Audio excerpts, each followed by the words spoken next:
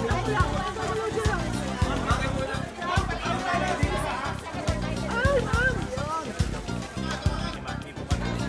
po yung mga pulis na nandito?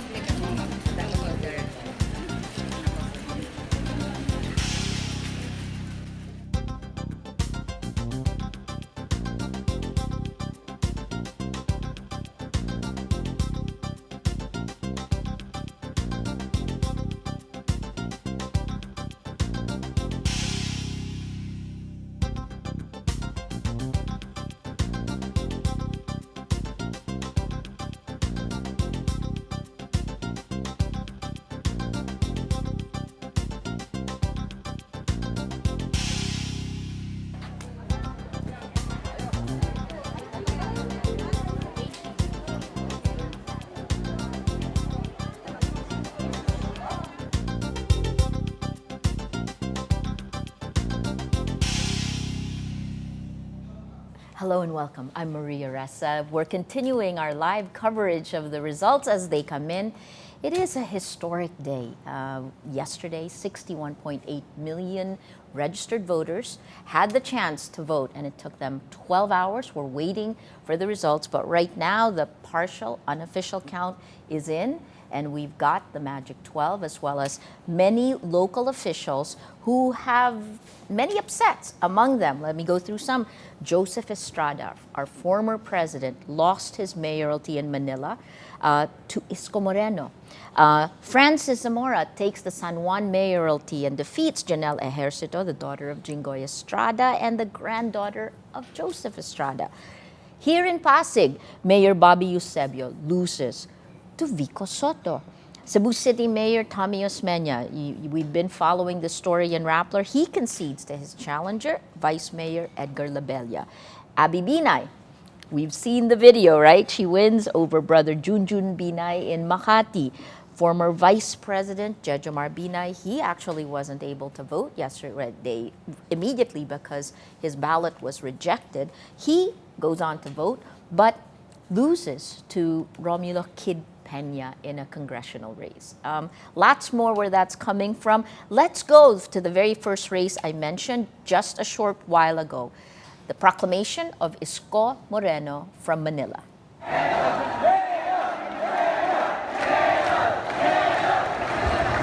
Sandali lang, padaanin niyo si Mamani para sabay na sila doon ipalutaw.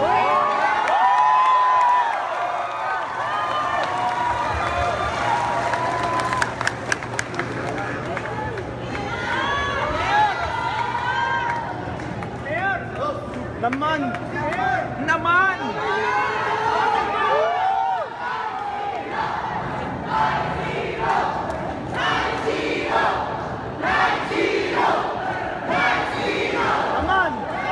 Naman! Boss! Certificate of Host and Proclamation winning candidate for mayor. Being the undersigned members of the who hereby certify under oath that we have cast all casts in the 1,956 for the candidates for mayor in the election held on May 13, 2019. That's your proof and forming part of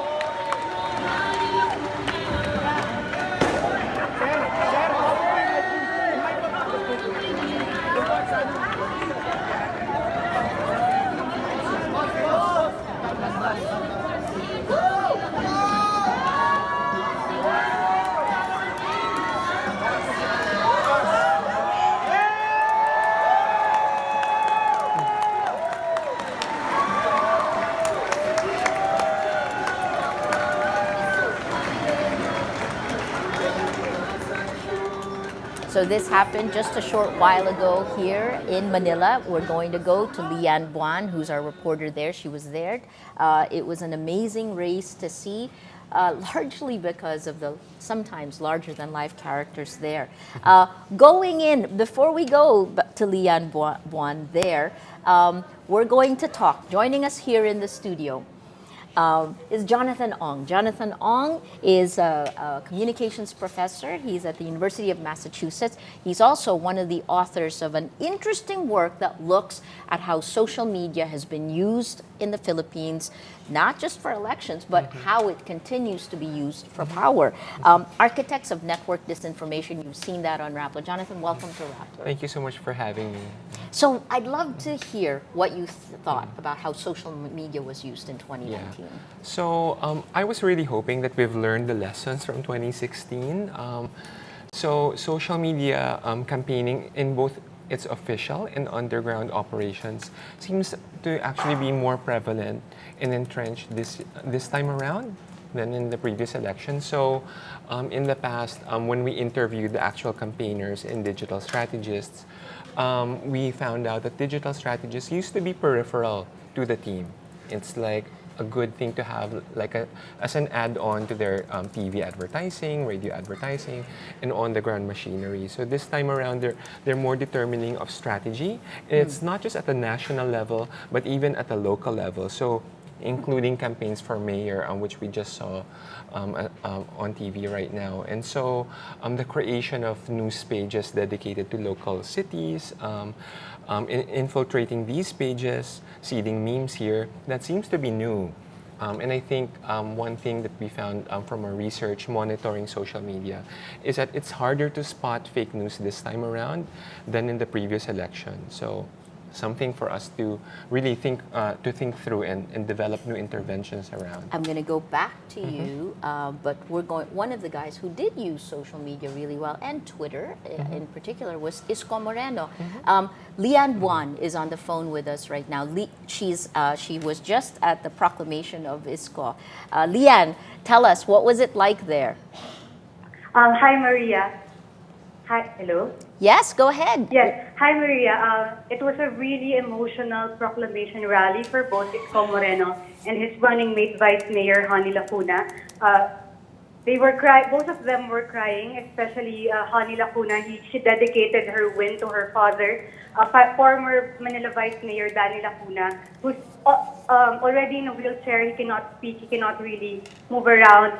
And Isko Moreno also paid a tribute to Vice Mayor Danny Lacuna, and he said that only Danny Lacuna believed in them when they were younger officials. And it was also a very energetic and emotional proclamation because his supporters waited for more than 18 hours for him to be proclaimed, even though his lead was already very insurmountable as of Monday night, but they had to wait until 6:30 p.m. for him to be proclaimed.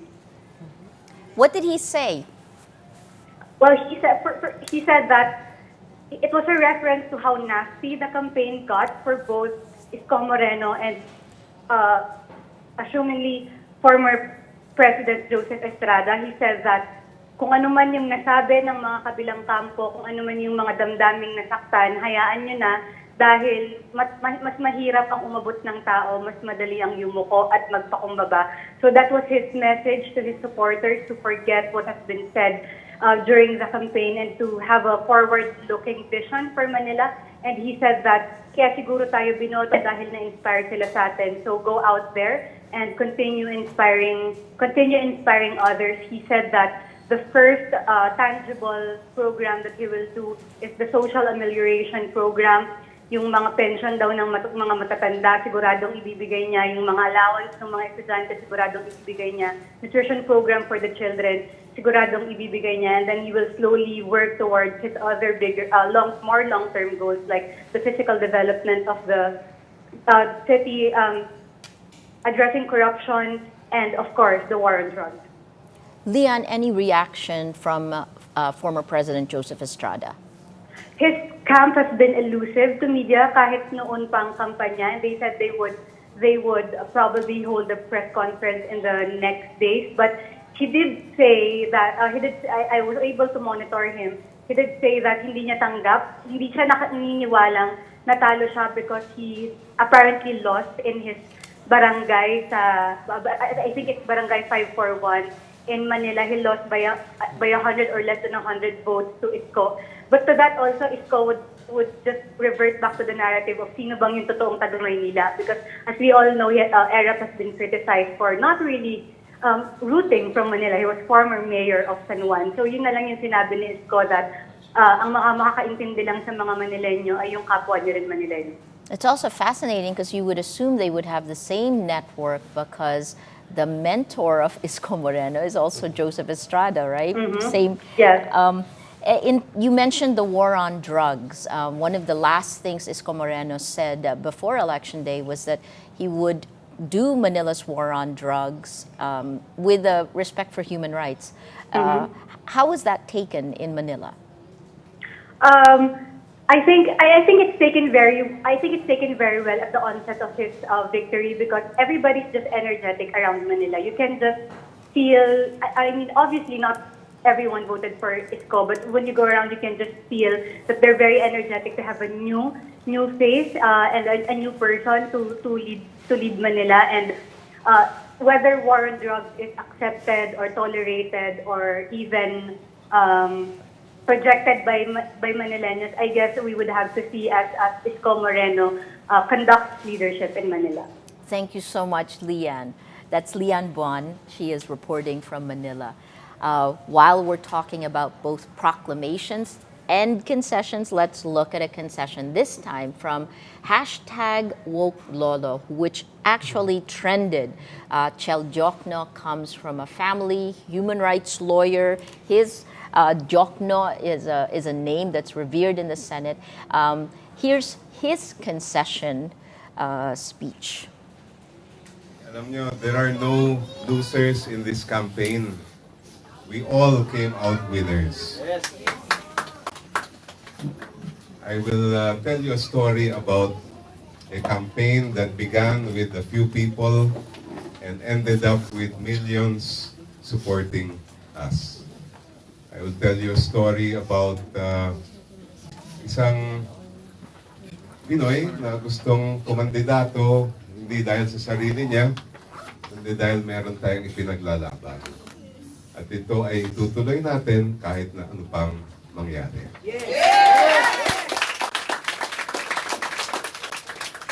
Ito pong kampanya has been very empowering, not only for me, but I think for everybody who has been involved in this campaign. Ako mismo, ang dami kong natutunan dito sa kampanyang ito. Ang dami ko rin ng naging experience na talagang nakakataba ng puso. I will never be the same after this campaign, and for the rest of my life, I will never forget the love and the support that all of you have given this effort.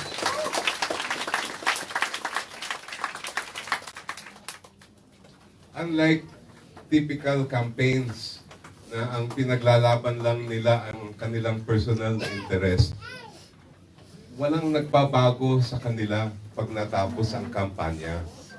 Pero sa atin, alam nyo, all of us, I believe, became better persons after this campaign. Yes!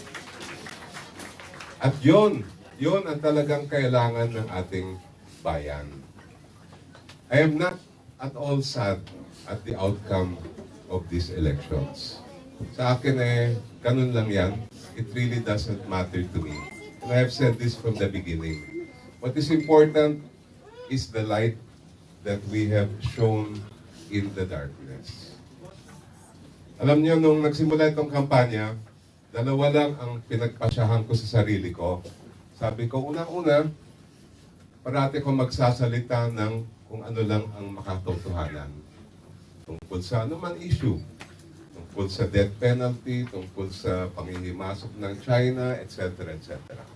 At pangalawa ay ako ay magpapakatotoo.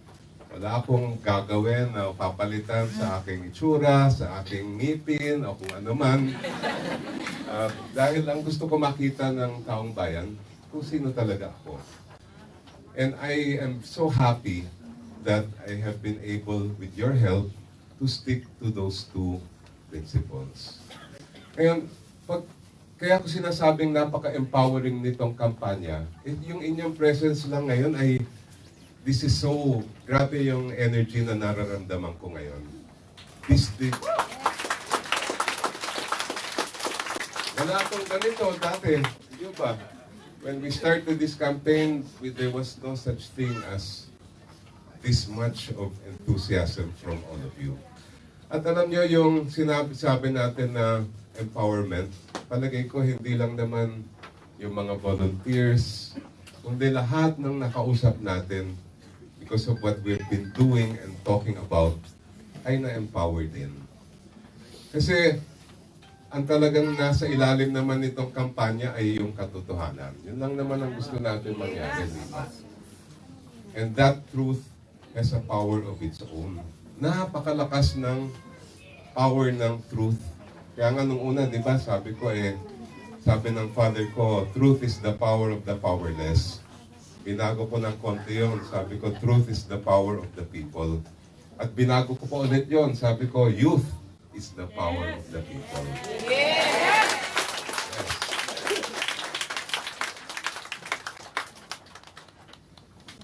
Because power is all about relations.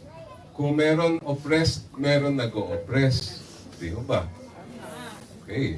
Pero kung tayo ay magising at mamulat at maging woke, magpapa-oppress pa ba tayo?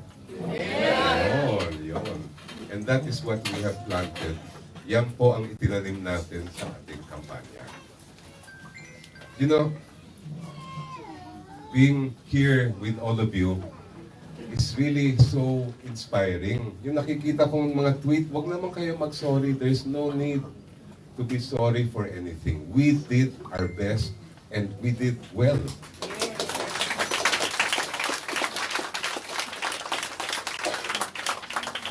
Akala nila ay takot tayong lahat. Akala nila walang lalaban. Akala nila walang maninindigan.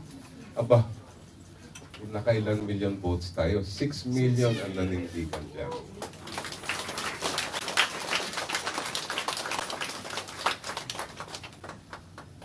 There are so many things I want to say to all of you that are talagang, as I mentioned earlier, hindi ko talaga makakalimutan ito nangyari sa atin.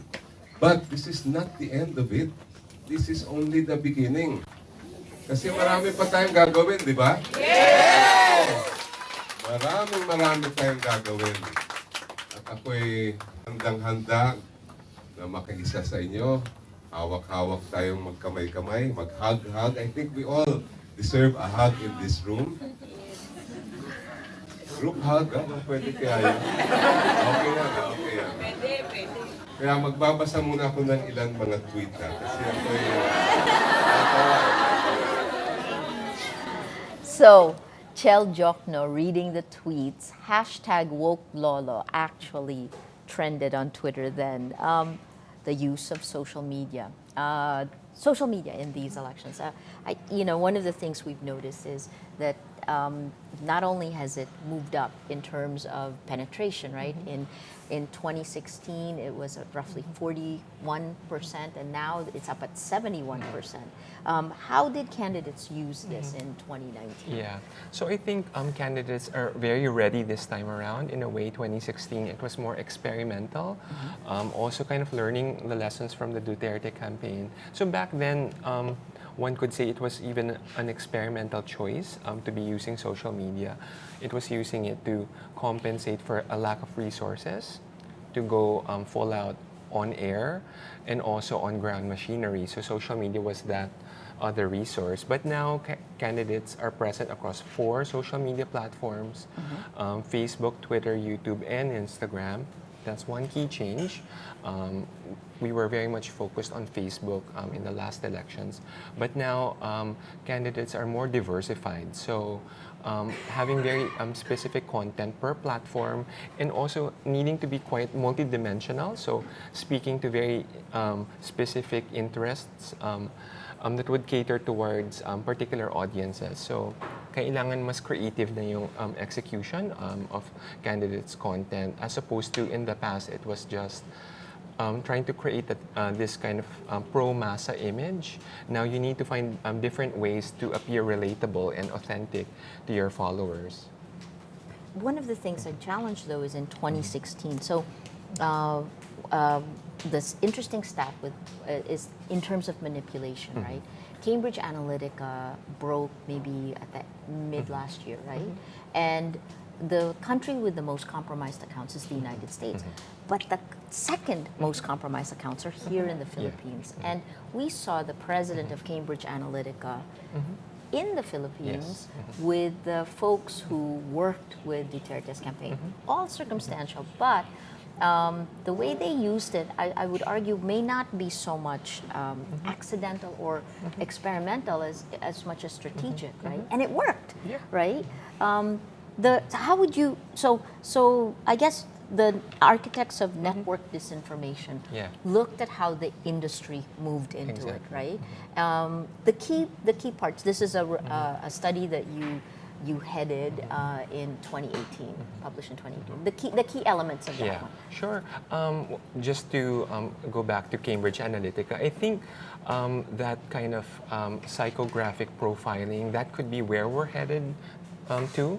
I think, there were pictures of Cambridge Analytica and Duterte campaigners, and I think we can be suspicious whether it formalized into something we can only speculate on.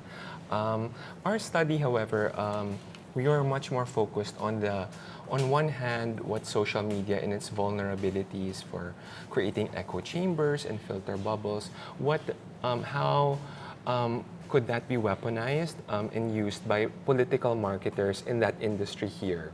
So parang what happens when those two things converge?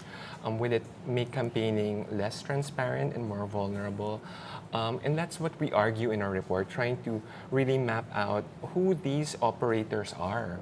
Who are these digital campaigners? Do they have codes of ethics? Do they follow any set principles?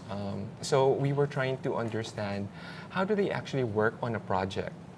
Is there a contract? Like, how does one formalize an agreement to create a fake news account, a fake news page, right? And one crucial question was also of morality. How do these workers sleep at night? Right? And so how are they able to justify working on negative campaigning, disinformation campaigns?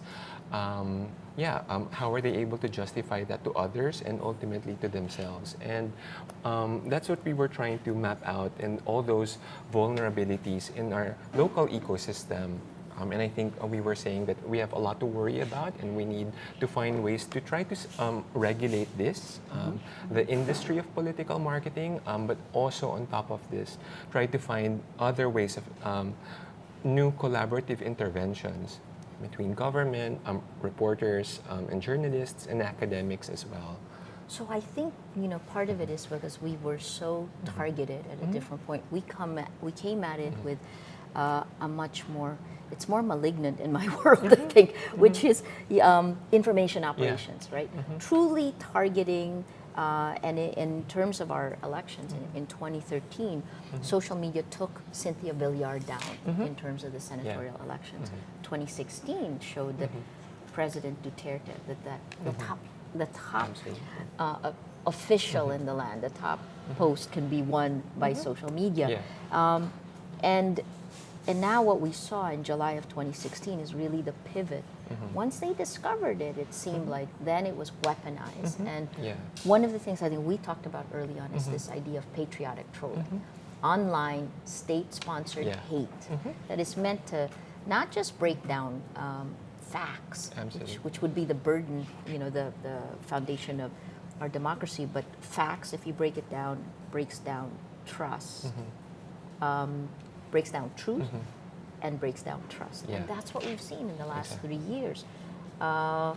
In 2019, you had several findings. Can you go over what you saw?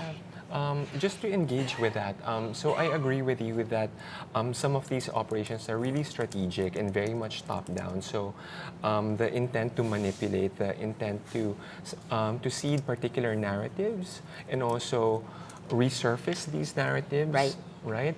Yes. And that's very much consistent. But at the same time, there's also a horizontal structure to this, and it's also like the thin lines between whether what I'm doing is real disinformation or maybe I'm becoming just a fan of a politician. Those lines are also blurred. Explain that. What do you Yeah. mean by horizontal structure and Sure. real? Or go ahead. Yeah. So for example, the finding that we had was disinformation operations, for the most part, in general, is a sideline job. So no one was a full-time troll, or at least most of the people we interviewed were not full-time trolls.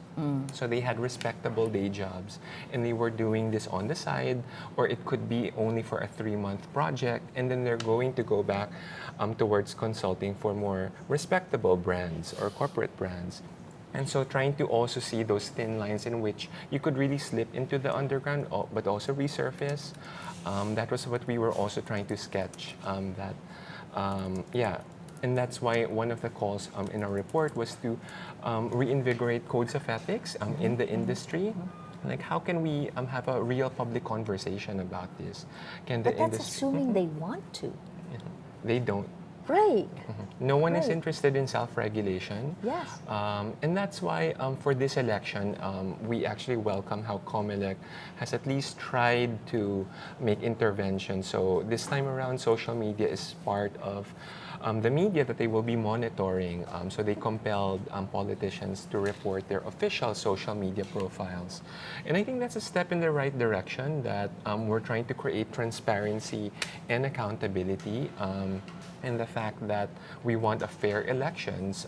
We don't want folks overspending against others with less resources, right? But social media is harder to track precisely because of principles of micro-targeting. And I think that's what we need to find new solutions and interventions around. What were the narratives that you found? Yeah. So one of the most consistent narratives, and this would be slipping in, it would take on many forms, but one is undermining mainstream establishment institutions. And so this We would were have- targeted, yes. And of course, Rappler is a main, the trolls are huge fans of Rappler. And of course, there's many concerted efforts to Yes. not just organizations this time, but of course, personal attacks, right? But And I would think say that's news really groups, extreme. right?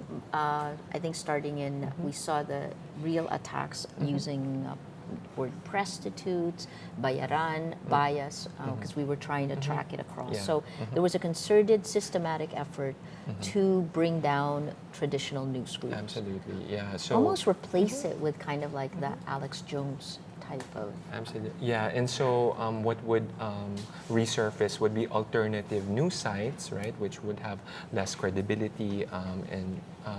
But it wasn't also just news organizations, but other institutions which are guardians of truth. Right. So scientists, academics are also. So think about the anti-vaccine kind of memes. These would all fall under these attacks against establishment institutions, and this could be weaponized for politics. So within these communities that would be targeting journalists, sowing a distrust against scientists around vaccines, for example, there will be political memes as well. So, and these memes would be targeting opposition candidates, which supposedly represent the elite establishment. Like? And of course, the main target would be Mar Rojas. Mar Rojas, right. Mar Rojas, Bam Aquino. So, for example, any kind of image that would resurface. These would be like old memes na of Mar Rojas, for example, directing traffic. We might remember those memes na medyo clumsy na directing traffic, and then i-resurface siya trying to poke fun at him being relatable to the masa. But this would all fall under, attacking figures that would represent the establishment. So parang this is something that gets resurfaced, recirculated, and weaponized. Anything else? Because I think you mentioned four different narratives. Yeah, so there's different narratives. What was the second one? Let me have a look. Second was the attack on. So another narrative that we were looking at. One new narrative that we're worried about, like for this particular election, that is quite new, and correct me if I'm wrong, is around nationalism and very absolutely. nationalist discourses. Right, So, right. and this one naman is used by the opposition against the administration. So, particularly... Both ways, actually, right? But go ahead, go ahead. Particularly about Duterte's cozy China. relationship with China. Right, right. And this could also easily slip into attacks, not just of that foreign policy, but also it could easily slip into racism as well, right?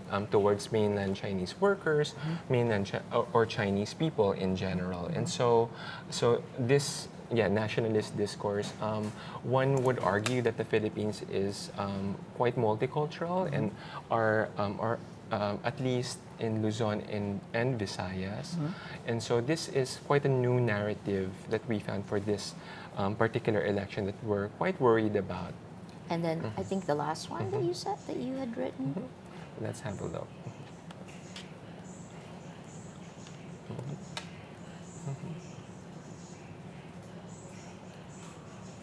So another key narrative is undermining EDSA forces and the liberal reformist movement. Correct. Yeah, and this is like one of the most important narratives actually, because it will also tie into the martial law. And also bringing up that story of historical revisionism around the martial law regime. So parang undermining the achievements of the Aquino administration, but playing up the achievements of martial law. And of course, this narrative would benefit administration and the Duterte administration and the candidates here as well. I just want to take through and give an example of the way it's worked in the Philippines in conjunction with other. So like social media would come bottom up, and most of the attacks here would then be mirrored in traditional media like the Manila Times. So we can take an attack on Mar Rojas. April 16, 17, 18, 19. On April 16th, the attack message was Mama Sapano. How would you like a leader like this who doesn't even have the courage to resign, because he wasn't part of it. So messaging comes here. The Manila Times, a columnist, used as an attack dog against the targets here. Bobby Tiglao then writes about Mama Sapano, and then jointly, President Duterte mentions the speech, kind of the same way, right? And then, yeah, I agree. We were also tracking the Twitter hashtags during this crisis. So the first hashtag was around the Fallen 44. Correct. And it easily, it quickly changed into nasaan ng Pangulo. And looking at the accounts, you should have a look, Maria. So these are very suspicious looking accounts that started this hashtag. And of course, like it reflects general sentiment, but how it was started and the particular attack discourse around it. It looks very suspicious, it looks very coordinated.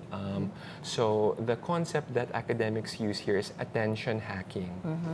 So by getting something to trend on Twitter, it would get picked up by mainstream media, and mainstream media would be sometimes quite vulnerable to those trending mechanisms. So during the election campaign, hashtag the Fallen 44 and Nasa ng Pangulo were this came out when Aquino was still in power. So they're still doing this. So they did it again. So the Twitter hashtag it trended during that event. Mama Sapano. Yes, Right, that okay, particular yeah, crisis. right. But some of those They brought it images back. and memes would be resurfacing during the campaign. Okay, interesting. And you know what? One of the, let's go to Mar Rojas, and can you go down to my screen? I want to share this with you and we can talk about this more maybe off. When you said that, and this is part of our problem when Comelec says, we want to look at the accounts and only the official accounts. This chart shows only the official accounts of the top 6 candidates, right? But you can see that in here, Bongo seems to have, the green is Bongo, he seems to have he seems to have a lot more accounts than anyone else. And he really actually did create a lot of accounts. But strangely enough, and hopefully I'll show you on another chart. So here, these are all Bongo accounts. The yellow is Mar Rojas, and you can see how the difference in how they did not take social media seriously in 2016 and now. But the attack, this is the part that I found interesting. So the yellow is Mar, but go across here and there are these yellow accounts. This data comes from Facebook. This is our database we call the Shark Tank. And you can see that this is not an account that's actually helping Mar. This is an account that's tearing down Mar, and it is more connected to the disinformation networks, to Amy Marcos, who is, of the candidates, more connected to the disinformation networks. I think from here, and they would share that particular narrative, right? Exactly. That twin narrative. I'm not surprised. Talking to digital strategists, so you were pointing to these accounts of Bongo, those connected to the official accounts. So the industry term there are supplemental accounts. and so now let me show you. So again, Comelec would only ask you for these official accounts. When you pull them all together, IME here seems to have really not that many accounts, right? But when you pull the supplemental accounts together, it begins to look like this. And this is as of February 12th, so this is a while back. Bongo actually compresses because he worked more closely with traditional media and state media, PNA. Jaime Marcos, however, worked with the network that Bongbong Marcos had already created. And it's very systematic, very active. Even the official page is actually quite interesting. We were quite surprised the official the content on their YouTube page. Oh, so sorry. What's happening? Let's look. These are live pictures coming to us. This is an angry mob outside Taguig City Hall right now. This is live pictures coming to you. They're talking to the Cayetanos. They're chanting, Ilabas Silino. We have, let me just see if we can call our reporter. These are the supporters of Seraficas. They claim that the election has been stolen from her and are blaming the Cayetanos. Let me see if we have our reporter on the scene.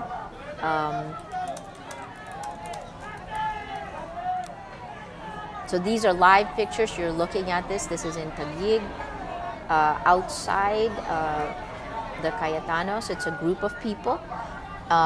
This video that you're seeing is being shot by our reporter, Aiko Ray. So I can't talk to her right now. What do you make of this?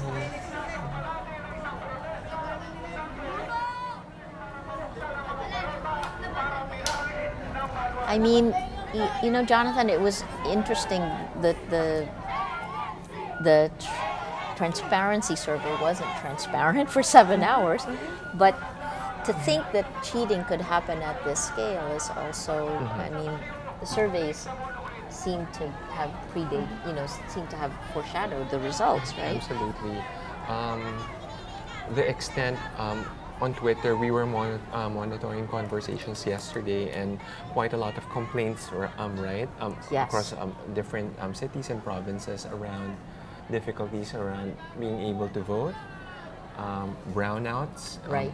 in diverse locales. Uh, One thing that I want to raise, and I wonder whether you're worried about that, is all these tweets and complaints about being able to participate in a fair elections. Yes. There's that existing narrative too that we should be watching around. From which side? Yeah, Can so you see? there's an existing electoral protest for the vice presidency, right? And so we're always vulnerable to be attacked in terms of the Yes. validity of our electoral process too. And so while ordinary citizens tweeting about their complaints and difficulties of voting, there could just worry could that be harnessed. it could Yeah. plug into that broader narrative, which would You know, lead to it- resignation. I think in a strange way, I live a lot of, we live, because Raptor was born on social media, we live a lot of our lives on social media, and so it's very, all of this stuff is quite personal now, right? Can you come with me and let's look at the local race? Let's look at the results page. What you're seeing now are live pictures from Taguig. This is the race that they're targeting. It is Taguig City Mayor, Lino Cayetano, and Arnel Serafica. Right now, Arnel Serafica, PDP, is at 110,746, while Lino Cayetano is at 174,558. Let's go back to the live pictures. This is the race that they're watching closely, and a group of people have formed outside asking for Lino Cayetano. They're Arnel Serafica supporters. Shooting this video that you're seeing live right now is our reporter, Aika Ray. That's a sizable crowd.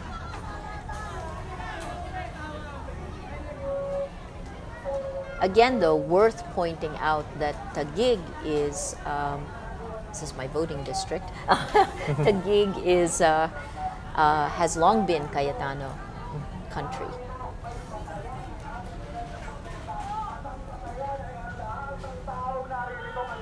Let's just listen in.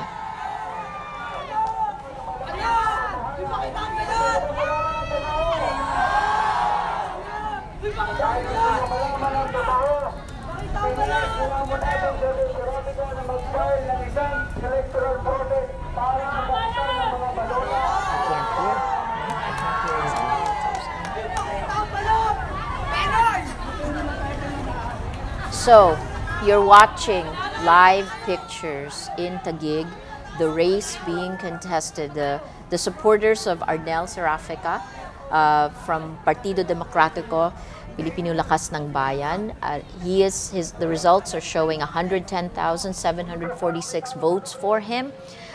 He is running against Lino Cayetano in Taguig for mayor. Those are his supporters saying that they've been cheated. Let's see how both the police and the Cayetanos and Serafica respond to this. We'll soon be calling Aika Ray, who is the person shooting that video, the live video that you've seen. Right now, let's go to our live blogs, our live updates, and you can see. Let's do meta and watch ourselves on the screen.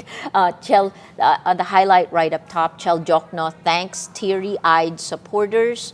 And here we go with the Serafica supporters at Taguig City Hall. Aika is now on the line. Aika, tell us what's happening there. Hello? Yes, go ahead, Aika. Tell us what's Hello, happening. hi, Maria. I'm here in Taguig City, near the City Hall. Thousands, I think, I estimate around probably thousands of people are here marching towards the City Hall to protest the proclamation of the Cayetanos. Actually, si Lino Cayetano pa lang yung naproclaim kanina, but si Alan Peter, hindi pa rin siya na-proclaim kasi meron pa daw silang mga hinihintay na votes from Patero. So right now, itong mga taong to, kasi kanina meron din police barricade talagang naghaharang sa kanila para hindi makapunta dun sa area malapit sa City Hall. So ngayon, plano nila na magmarcha papunta sa mas malaking area, tinatawag nilang Mono-Creek. Yes, Manila. What do they want, Aika? Hello? Yeah, Aika. What do they want? They're walking towards City Hall. What do they want? They want a recount of the elections because they're alleging na niluto daw yung pagkapanalo ni Dino Cayetano at Mayor. So they wanted Arnel Sarafica to be the mayor of the city. And they're saying na si Arnel Sarafica nga, yung kanina pa nilang sinasanta, si ANC daw, si Arnel Sarafica daw ang tunay na Taguig City Mayor. And what's the state of security? Sorry, hello? What about security in the area? Hello, sorry. What is the state of security in the area? Hello? Yeah. Aika, can you hear me? Yeah, now I hear you. What is the state of security in the area? Sorry, it's quite choppy, but actually the people here are mad. They're really mad with the proclamation of Dino Cayetano today. Aika, are there security forces in the area? Yes, there are. There are police barricading the area near the City Hall, so the protesters can come closer to the City Hall. So there are a lot of here. Okay, so we have angry folks, but we have security waiting for them. Where is Lino Cayetano? Hello? Yeah, Aika, can you hear me? Sorry, I couldn't hear. Is Lino Cayetano at City Hall or is he in this area? Okay. These are live photos. These are live pictures that you're seeing as a group of people. We will try to get you a number. Are walking towards City Hall in Taguig. They are protesting the proclamation of Lino Cayetano for Taguig City Mayor. They're supporters of Arnel Sarafica. Security is in the area. We'll bring you more details as Aika Ray, who is on the scene, streaming the video, also reporting. Patchy phone. We'll bring you more details as she brings them to us. This is one of the first times that we're seeing a real, challenge. I think, at least in Metro Manila. I think all day, no. Let's go back. We'll keep watch of the pictures, but we were just talking about coordinated. Yes. Mm-hmm. Okay. Yeah. What do you think about that as well? I think the policy around asking politicians to only report their official accounts. Right. So one is the regulation itself, and the monitoring is another issue. So on the regulation itself, I'm worried that it would justify COMELEC to overly focus on just this particular task. In a way, it excuses them from looking at, as you can see, the wider network that you have uncovered. Right. And I think that's really that needs to be captured because, disinformation, media manipulation would happen outside of the official account, diba? Right. So parang what's the point? Well, it's also partly like the campaign spending, right? PCIJ came out with campaign spending that showed Bongo having spent maybe over 400 million pesos, and yet when you came down to that official campaign period, Mar Rojas was the top spender in the official campaign period. So I don't know, it's very tricky, but one of the things that we struggle with all the time is to make sure to tell Filipinos that they're being manipulated. Whether the source of manipulation is in country or outside, they're now starting to connect. And maybe I'll show you some of the things that we've done that shows the links to the Internet Research Agency, a broader geopolitical push for power. I know that you have data there from Facebook, right? And we have also some evidence from Twitter of tweets that were released by Twitter itself, coming from the IRA, so the Internet Research Agency, the Russian troll farm, Right. Which would mention Duterte and Philippines in several thousand tweets. And we have this, a set of tweets, which would be mentioning Duterte or Philippines, often as they would link to the US, often as they link to Trump. So all in the same headline, and then linking to a fake news item or another legitimate news item, just to keep it trending. So we're hesitant to make bigger arguments around it, because I think it's important to also compare volume, right? So how can we compare the Philippines data set with other countries? And I think that's a key question for before we make arguments around foreign interference. But I would love to see your Facebook data as well. Sure, sure. So for us, one of the things we've seen is how do you retain the integrity of an information ecosystem, right?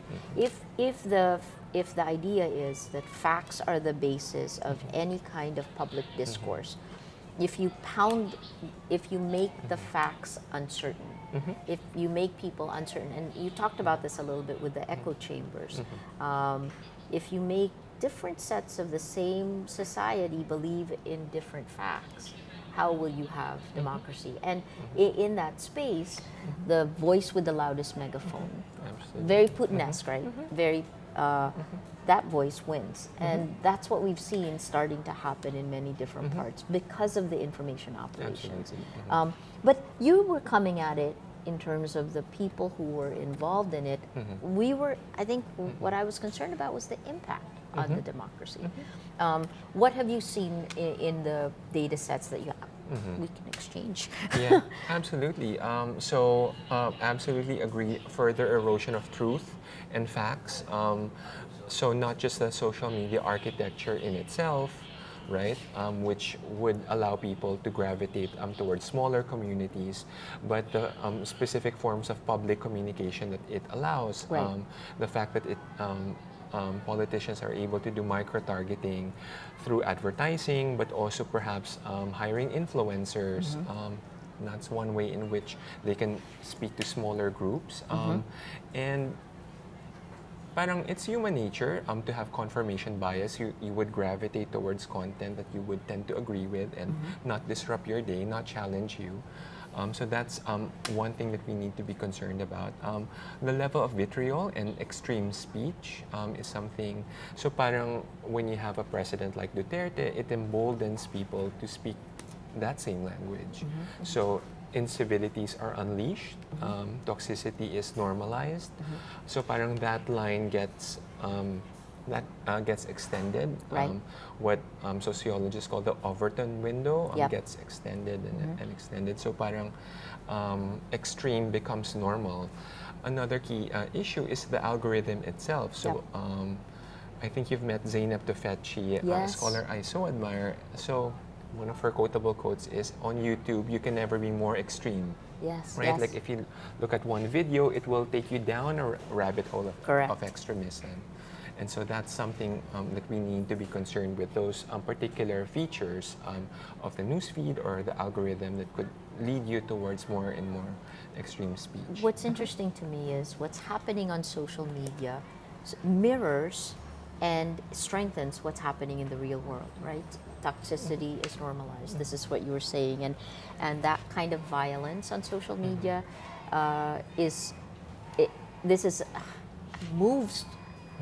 moves us out of a place where we can actually have conversations to a place that triggers anger. Anger spreads faster, lies spread faster, laced with anger, and violence. The violent rhetoric and language that is directed at targets. Then you put that together with the real world violence that that Filipinos have to deal Absolutely. with. And a colleague, Ross Tapsel, who was here a couple of days ago, so one part of the paper that we're writing was on media crackdowns, and we were speaking about how while media institutions in the Philippines have been vulnerable in the past to attacks, so for example, Inquirer before, there was that chilling effect on advertisers during Arab's time, right? But now It's a different time. It's a different time, and it's a different, more personalized way of Right. attacking not just Inquirer or not just Rappler, but people, individuals, and that's something that would heighten those chilling effects if it would have a very intimate kind of effect on individuals. I think that's correct. And then in addition to that, at least in our case, 11 cases and investigations in 14 months. That's almost a case a month. I've had to post bail 8 times in about 3 months.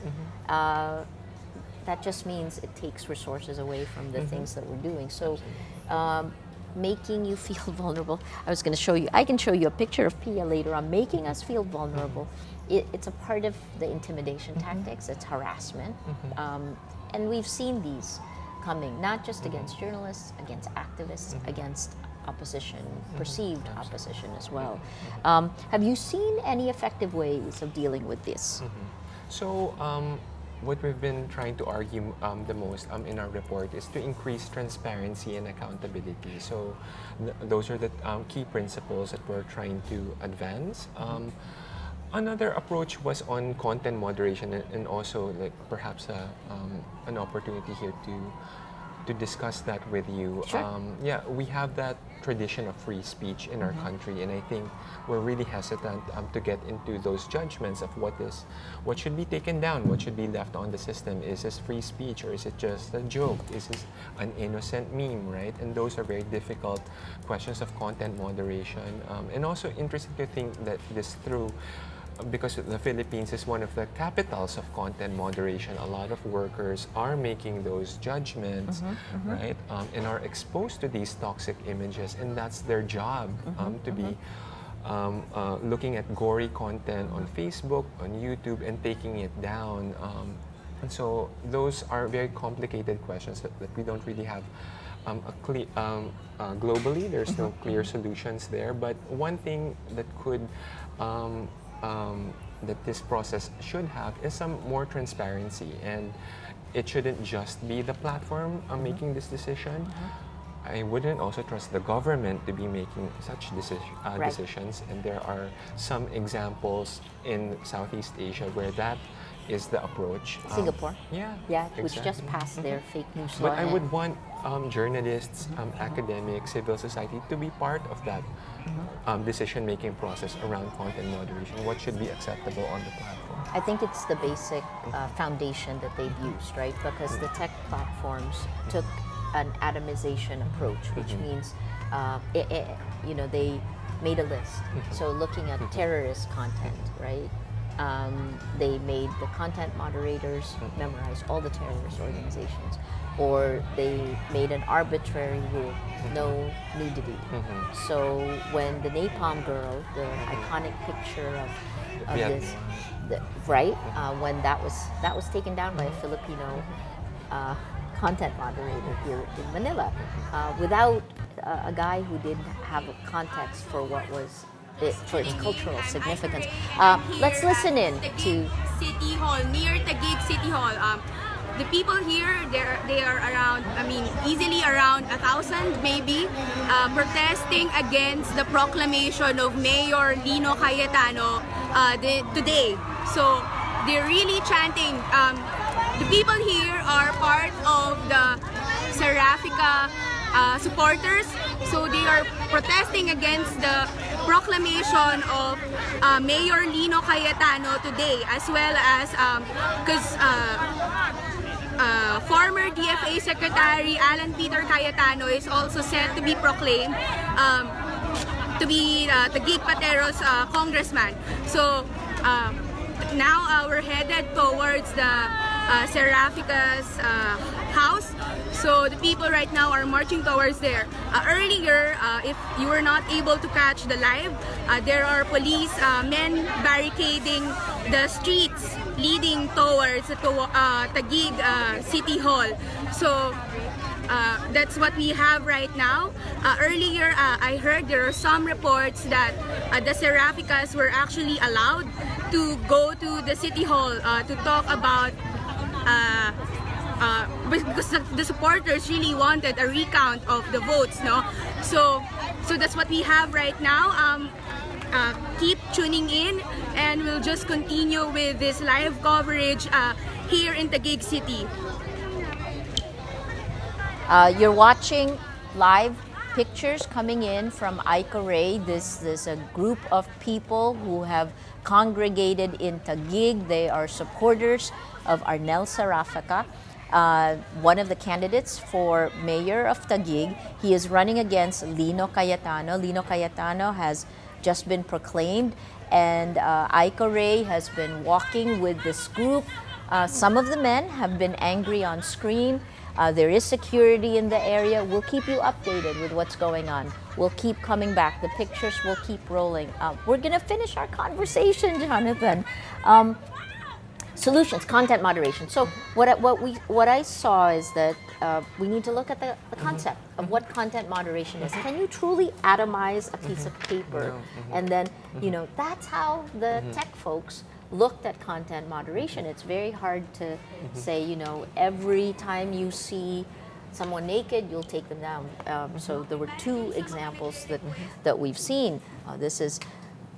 So there were two examples. From Rappler, I'm Rappler's reporter. So sa mga nagtatanong kanina, doon sa mga hindi pa nakakatch kung ano yung nangyayari, so nagkaroon kasi ng maraming tao, easily by the thousands, itong mga supporters ng mga Serafica dito sa May Taguig.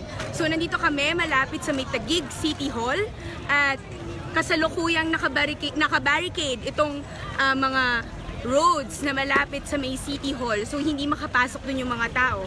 So nandito na sila kanina pang mga bandang hapon, siguro mga alas 4, alas 5, nagmarcha na sila papunta sa City Hall, pero nahihirapan nga silang makapasok dahil meron ng mga pulis na nagbabantay.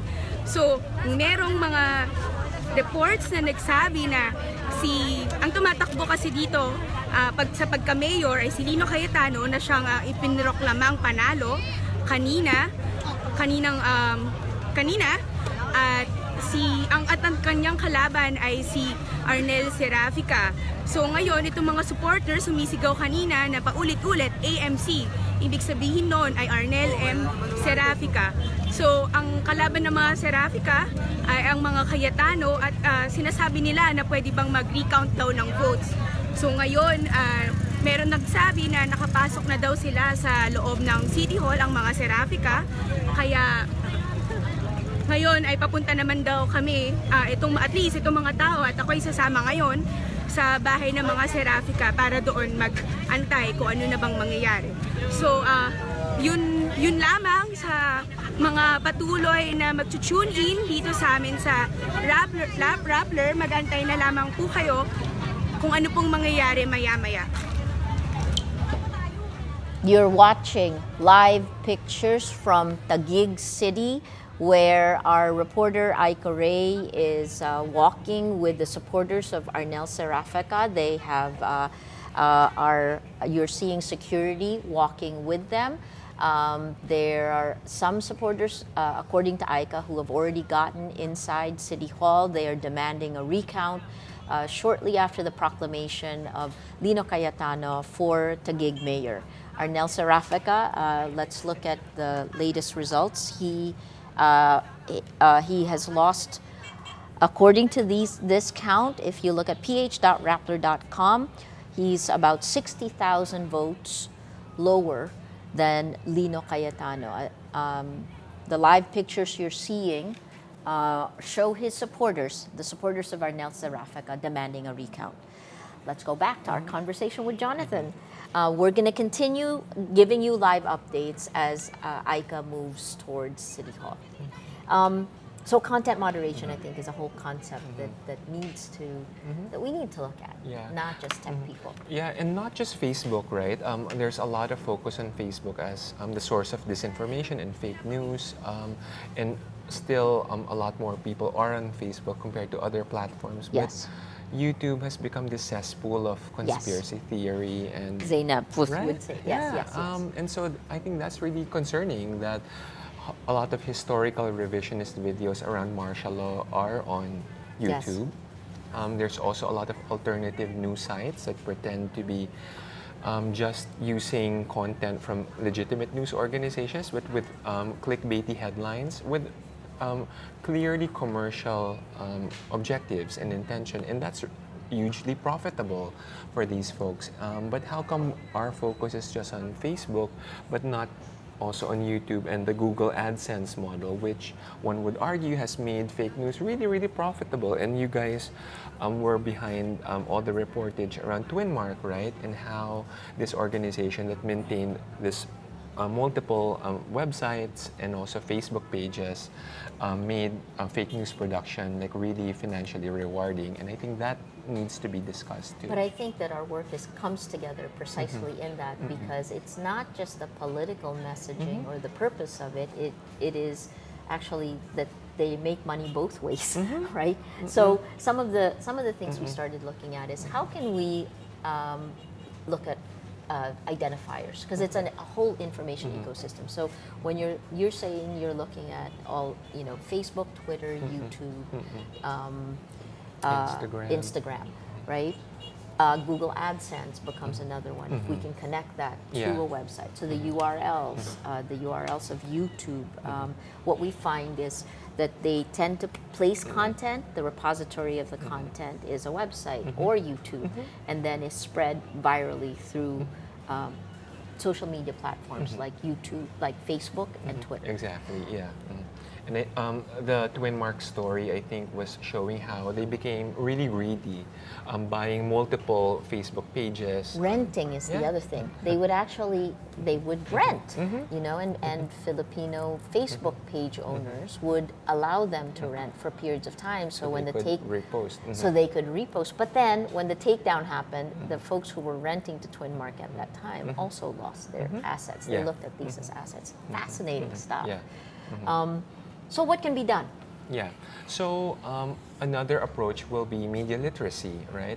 And so Takes time, though. increased reporting around this. Yes. Of course, as an educator, as a professor, that's what we hope to teach students to be looking at material not just that would confirm their biases, not just the easy, comfortable content that will be non-threatening, objectionable for them, but one should look at diverse kinds of content too, and listen to the other side.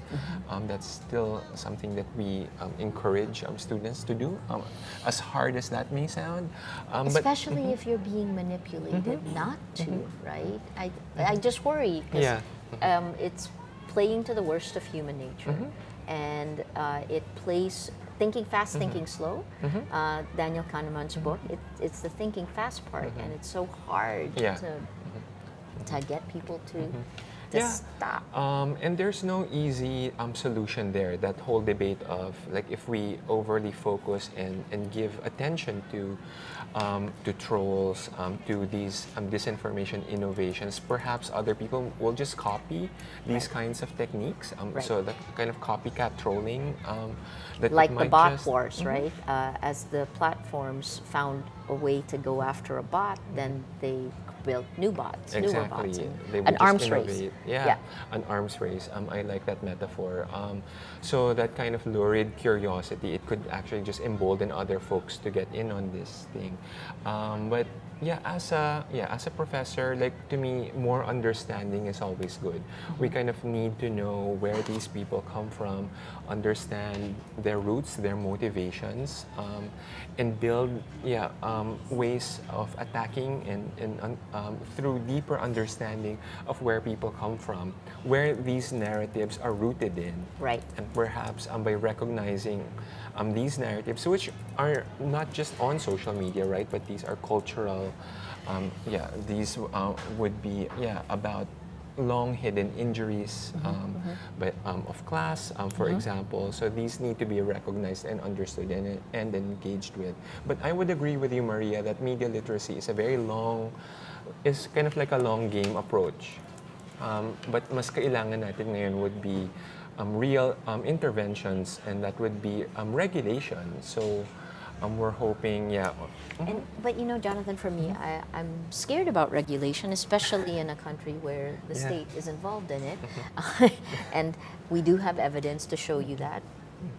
And also in Southeast Asia, Association of Southeast Asian Nations, the World Press Freedom Index, we've consistently dropped, and now we're at the bottom part of that. Yeah. So I don't think it's regulation. I've actually put more faith in the social media platforms. really, yeah. Yeah. I mean, tell me what you think about that. I mean, right now, Facebook is under attack in the U.S., right? And Gotcha. just Thursday, I was on a panel at Columbia with the Dow Center, Emily Bell, Zainab Tufekci, right? In that panel, we tried to look at how we get through the lies, because that's fundamentally changing the quality of democracies all around the world. Yeah. So, So what I can see, the kinds of interventions that are being developed. So there's new back channel communication now to the platforms, right? That journalists, even academics, are invited by platforms to send them tips, to collaborate with them on particular issues. So Facebook cybersecurity folks came to me and other academics to say, tell us which accounts to look at. So back channel communication is a weapon of the week, like for those who are powerless. It's one way to develop new modes of resistance. But I would also want to have some transparency and accountability around some of those decisions too. So as an academic, also bound by university ethics protocols. What does it mean when an academic serves as a security person then, as a consultant? And I think those issues, again, this is all new territory for us. I think there's no clear-cut answers as to when that's a good thing to do, when it's particularly sketchy. But I'd like to have your faith, Maria, in engaging with platforms. Part of it is transparency. I agree with you on the transparency. And what we do is, as fact checkers, we actually go first to the public, tell them this is a lie. Once we find the lie, we look at the network, and then we tell the public again, right?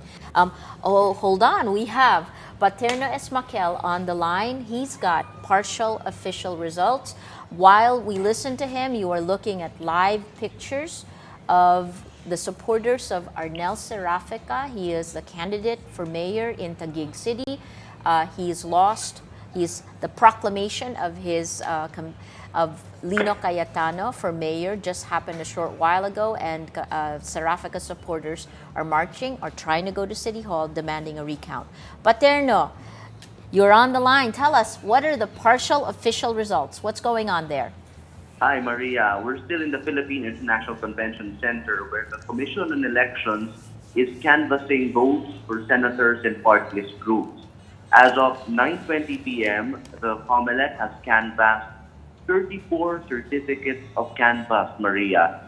The COMELEC is soon providing us a consolidated list of the canvass report, but we're getting certificates of canvass, individual certificates of canvass from different provinces, cities, municipalities, and overseas posts. It's interesting to see the trends here, Maria. I don't have the total yet, but I can give you some of the more interesting trends. For example, in Athens, Greece, Maria, the number one senatorial candidate in Athens is Amy Marcos. Number 2 is Dr. Willie Ong. Number 3 is Bato de la Rosa, Maria. And in Singapore, the number 1 is Bato de la Rosa. Number 2 is Dr. Willie Ong. Number 3 is Bongo. And it's interesting also to see the leading candidates in Makati. In the official count, the leading senatorial candidate is Cynthia Villar, not Nancy Binay. Nancy Binay is number 2 in Makati, and number 3 is Grace Poe. So we're seeing a lot of these interesting trends, and what's more interesting for me is the trend in the overseas absentee voting. Because in the overseas absentee voting, we're seeing candidates who are not really very popular here in the Philippines, but among OFWs, probably because of their Facebook exposure, they are more popular. The best example of this is Dr. Willie Ong. He never makes it to senatorial surveys here in the Philippines, but in Athens and in Singapore, Maria, Dr. Willie Ong is number 2 in the senatorial tallies. Paterno, do you have a number? What is the total number of registered overseas absentee voters? We have it on our website, Maria. I don't have it right now, but the overseas vote is actually very crucial, especially in tight places. And we can see the preferences of the overseas voters. Probably their vote is also influenced by social media because they don't really have access to traditional media as our Filipinos in the Philippines do. But of course, they have access to Facebook, and we can see that with Amy Marcos leading in Athens and Dr. Willie Ong in other countries, we can see how Facebook is influencing the overseas Filipino voters, Maria. Yeah, fascinating, Paterno. What I remembered was from 2016, there's roughly 1.8 million OAVs, and then once they actually voted, it came in for a little less than 1%. But it's great to see that trend. Please keep us updated. Is there anything else that's going on there? Well, Maria, the COMELEC is wrapping up its activities tonight. We expect the proclamation of the winning senatorial candidate in probably 2 weeks or less.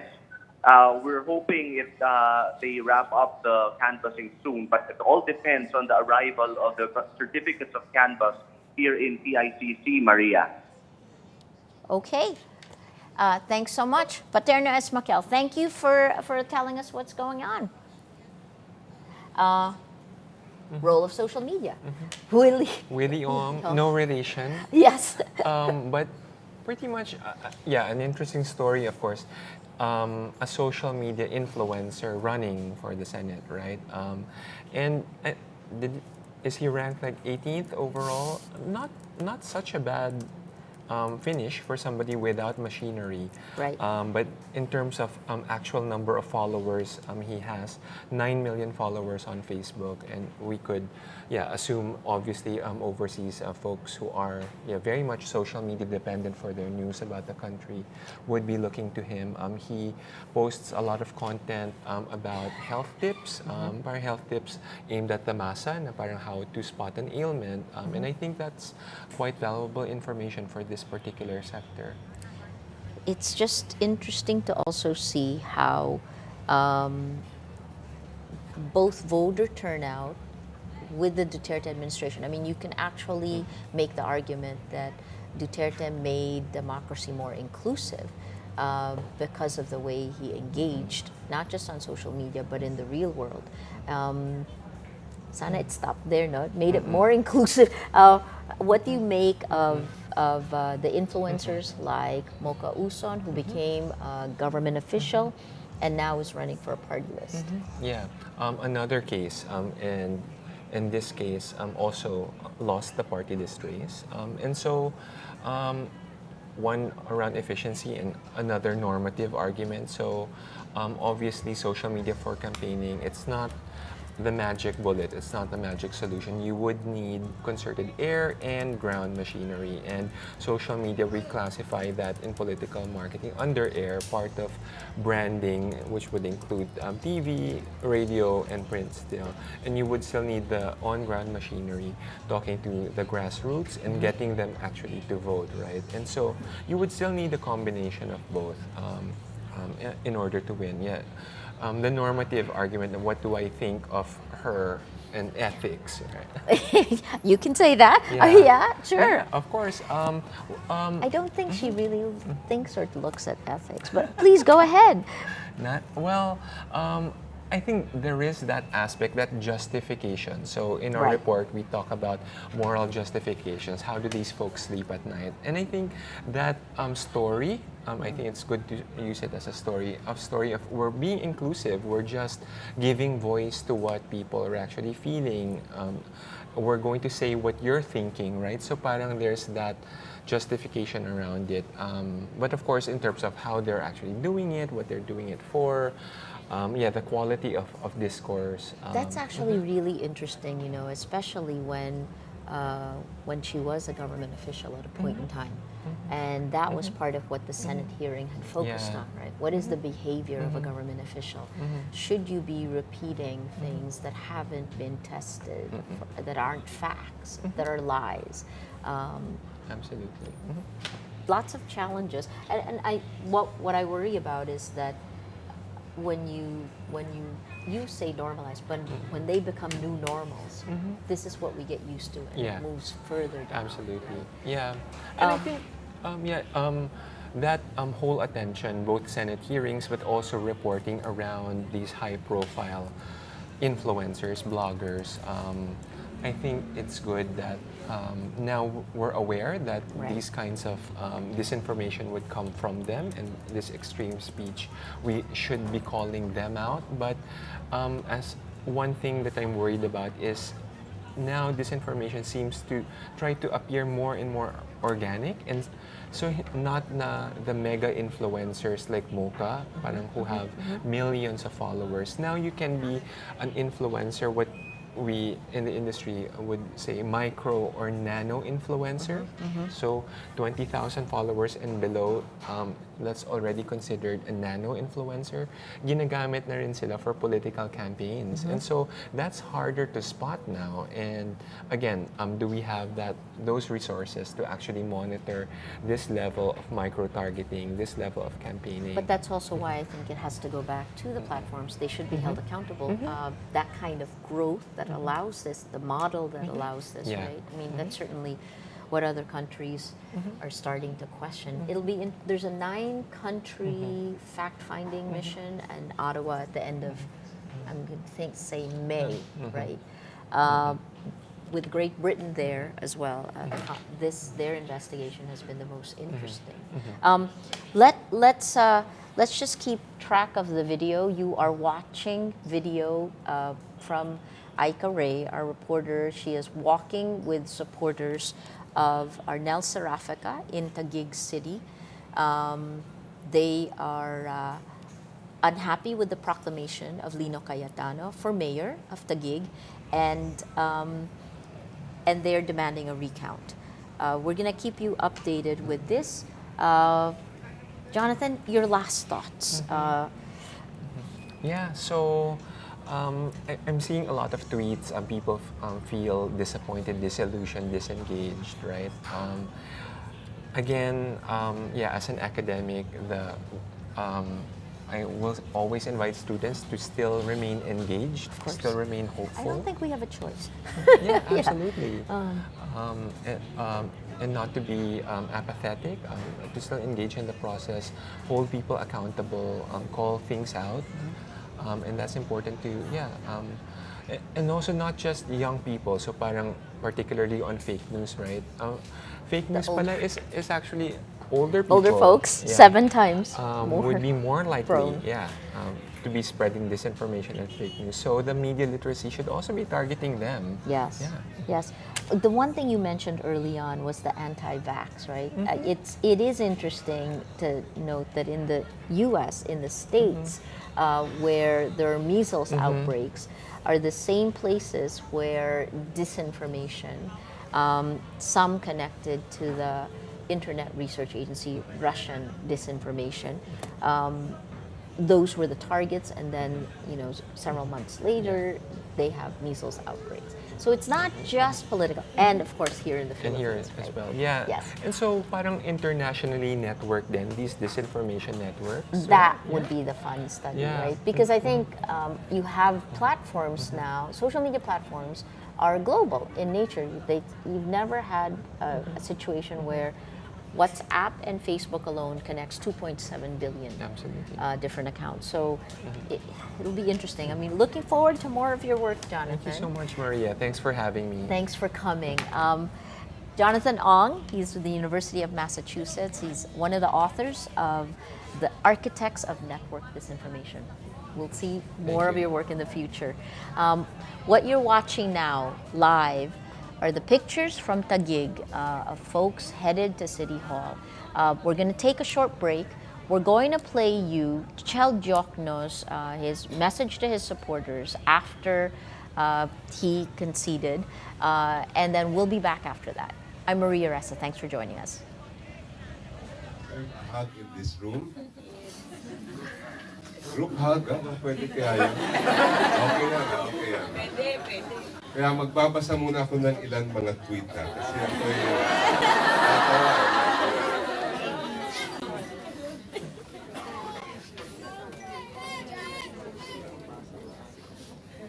Ito, gusto ko to.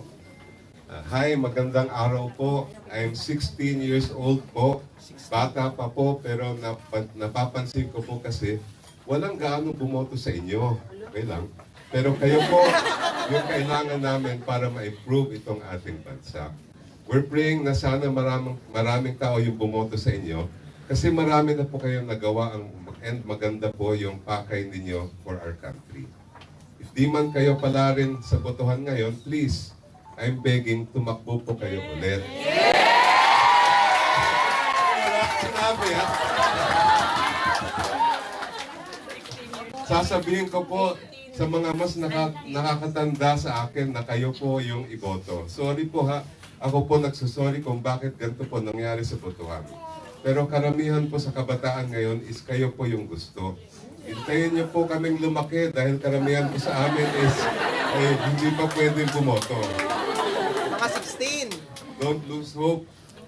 Help us to improve our motherland. God bless po.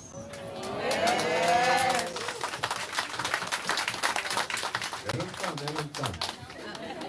Namili ako kanina eh. Sabi to. And us, the youth, will never be tired of supporting you because this is not the end of our journey. We will always stay with and support you because there's hope living within you, the hope that Filipinos need. We believe in you, Attorney Chel, tuloy po ang laban. Okay, I know, it's mga kabataan to eh. I know our generation will make this right and that Attorney Chel believes in us. Let us make things right, people. No more criminals in the Senate.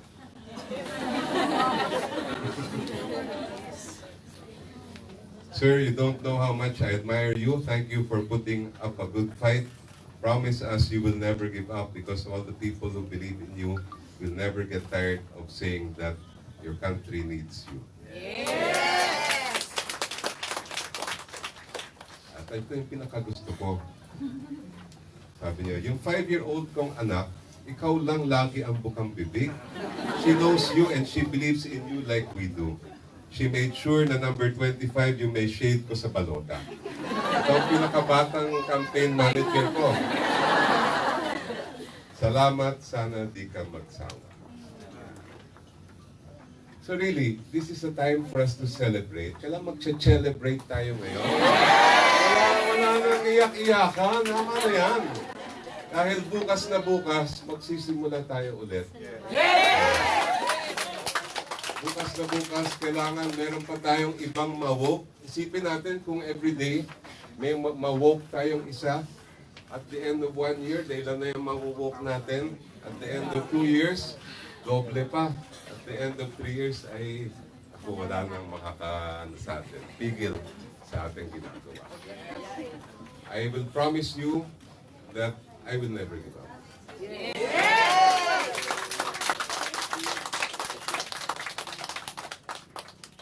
This fight will not end until we win. Thank you, thank you. Maraming salamat.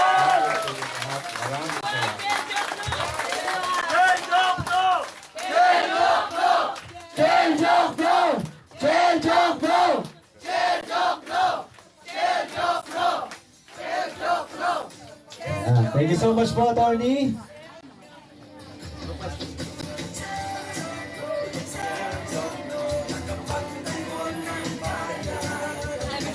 Bago tayo magtapos ay ako'y magpapasalamat muna.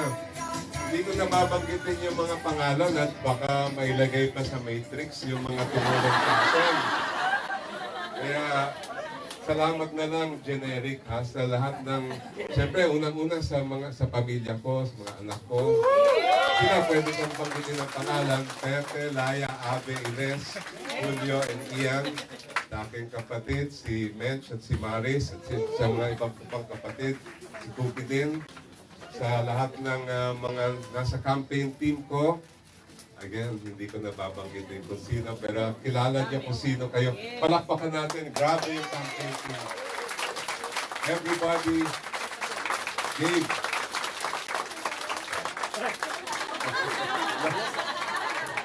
Ang galing-galing ng aking campaign team. The best. The best I could ever hope for. Sa aking mga abogado, alam nyo, 55 lawyers ang nag-sign up, nag-volunteer. Sa aking legal team. Sa aking comms, close-in, ground, lahat-lahat na ng mga components ng aking campaign team. You did a splendid job, all of you. Galing-galing nyo. Sa lahat ng mga celebrities na nag-suporta sa akin. Sa pati yung mga volunteers, of course, all of you. I have to thank all of you for your support. This is not the end, this is the beginning. And I'm sure we will see each other more often in the coming days. Tuloy ang laban, di ba? Walang iwanan. Thank you so much po, Attorney Chel Diokno. And again, sa lahat Ano po ang iniisip nyo pagkagising nyo at habang papunta po kayo dito? Yung mga hindi ko nagawa dahil nangampanya ako, so I have to go back to all of them. Ma'am, you're the survey frontrunner. What do you think worked best in your campaign? I guess nagustuhan nila yung aking advocacy na hanap buhay. Oo, so siguro importante sa mga tao yung hanap buhay. Kasi mas maganda ang buhay nila pag may hanap buhay sila, di ba? Ma'am, kanina may sinasabi kayo na parang may nalista yata sa resibo nyo Baka na... nagkamali ako ng boto. Nagkamali po kayo na shade? Yeah, baka. What would winning mean to the Villar family?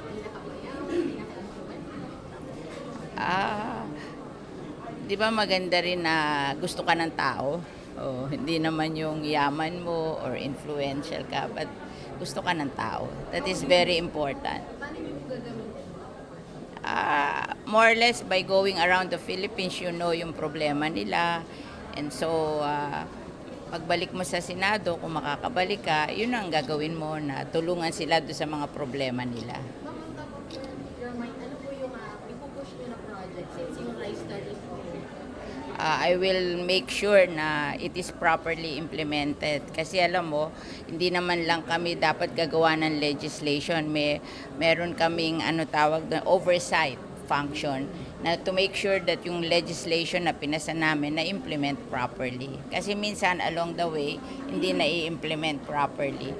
And I want also to pass again that coconut levy fund.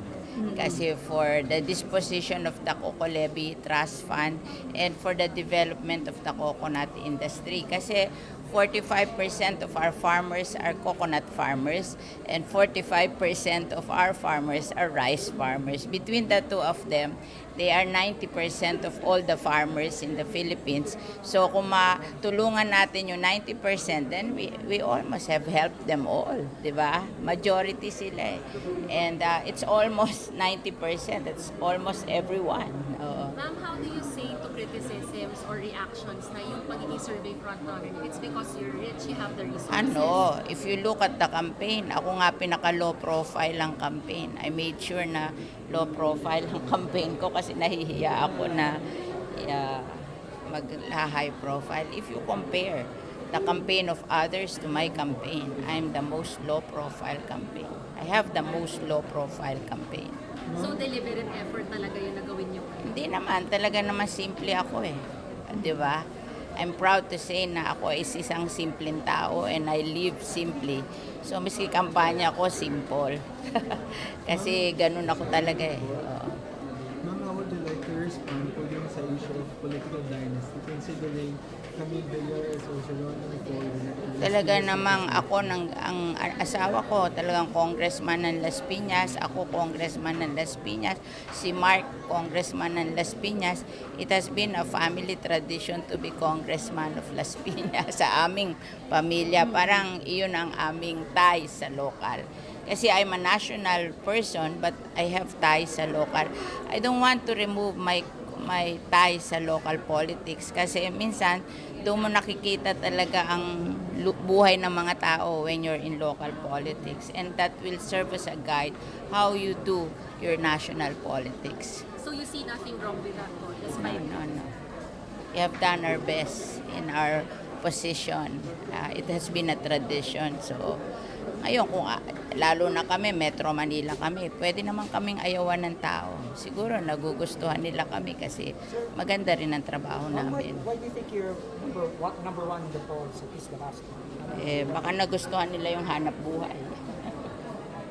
Baka maraming tao nangangailangan ng hanap buhay, so they relate to me.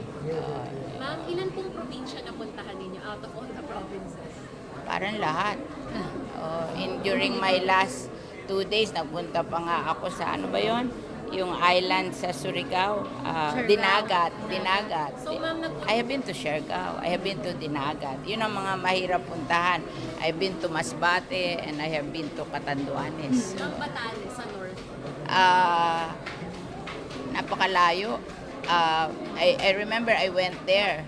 Oo, nahirapan kami lumanding kasi it's between Pacific Ocean and China Sea, and ang galaw-galaw ng eroplano pag may problema, hindi nakakalanding ang eroplano. But I have been there, but not this campaign, during the previous campaign. Ma'am, where will you be the whole day waiting for the results? Yeah, I will sleep. Rest.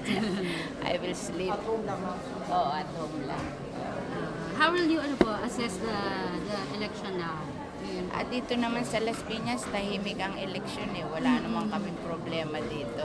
Siguro may mga lugar lang nagiging hot kasi hotly contested.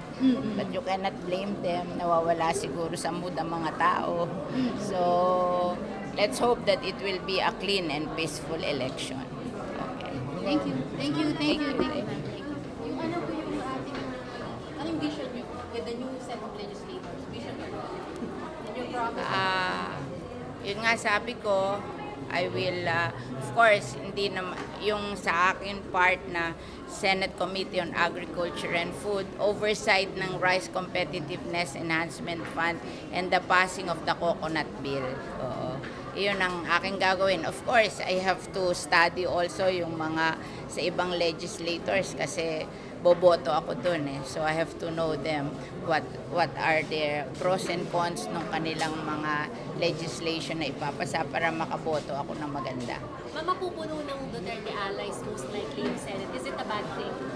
No, ang Senate naman, miski anong partido, pagdating sa Senado, lahat may say eh, di ba? Hindi naman kami nakakapasa ng batas na hindi dadaan sa minority.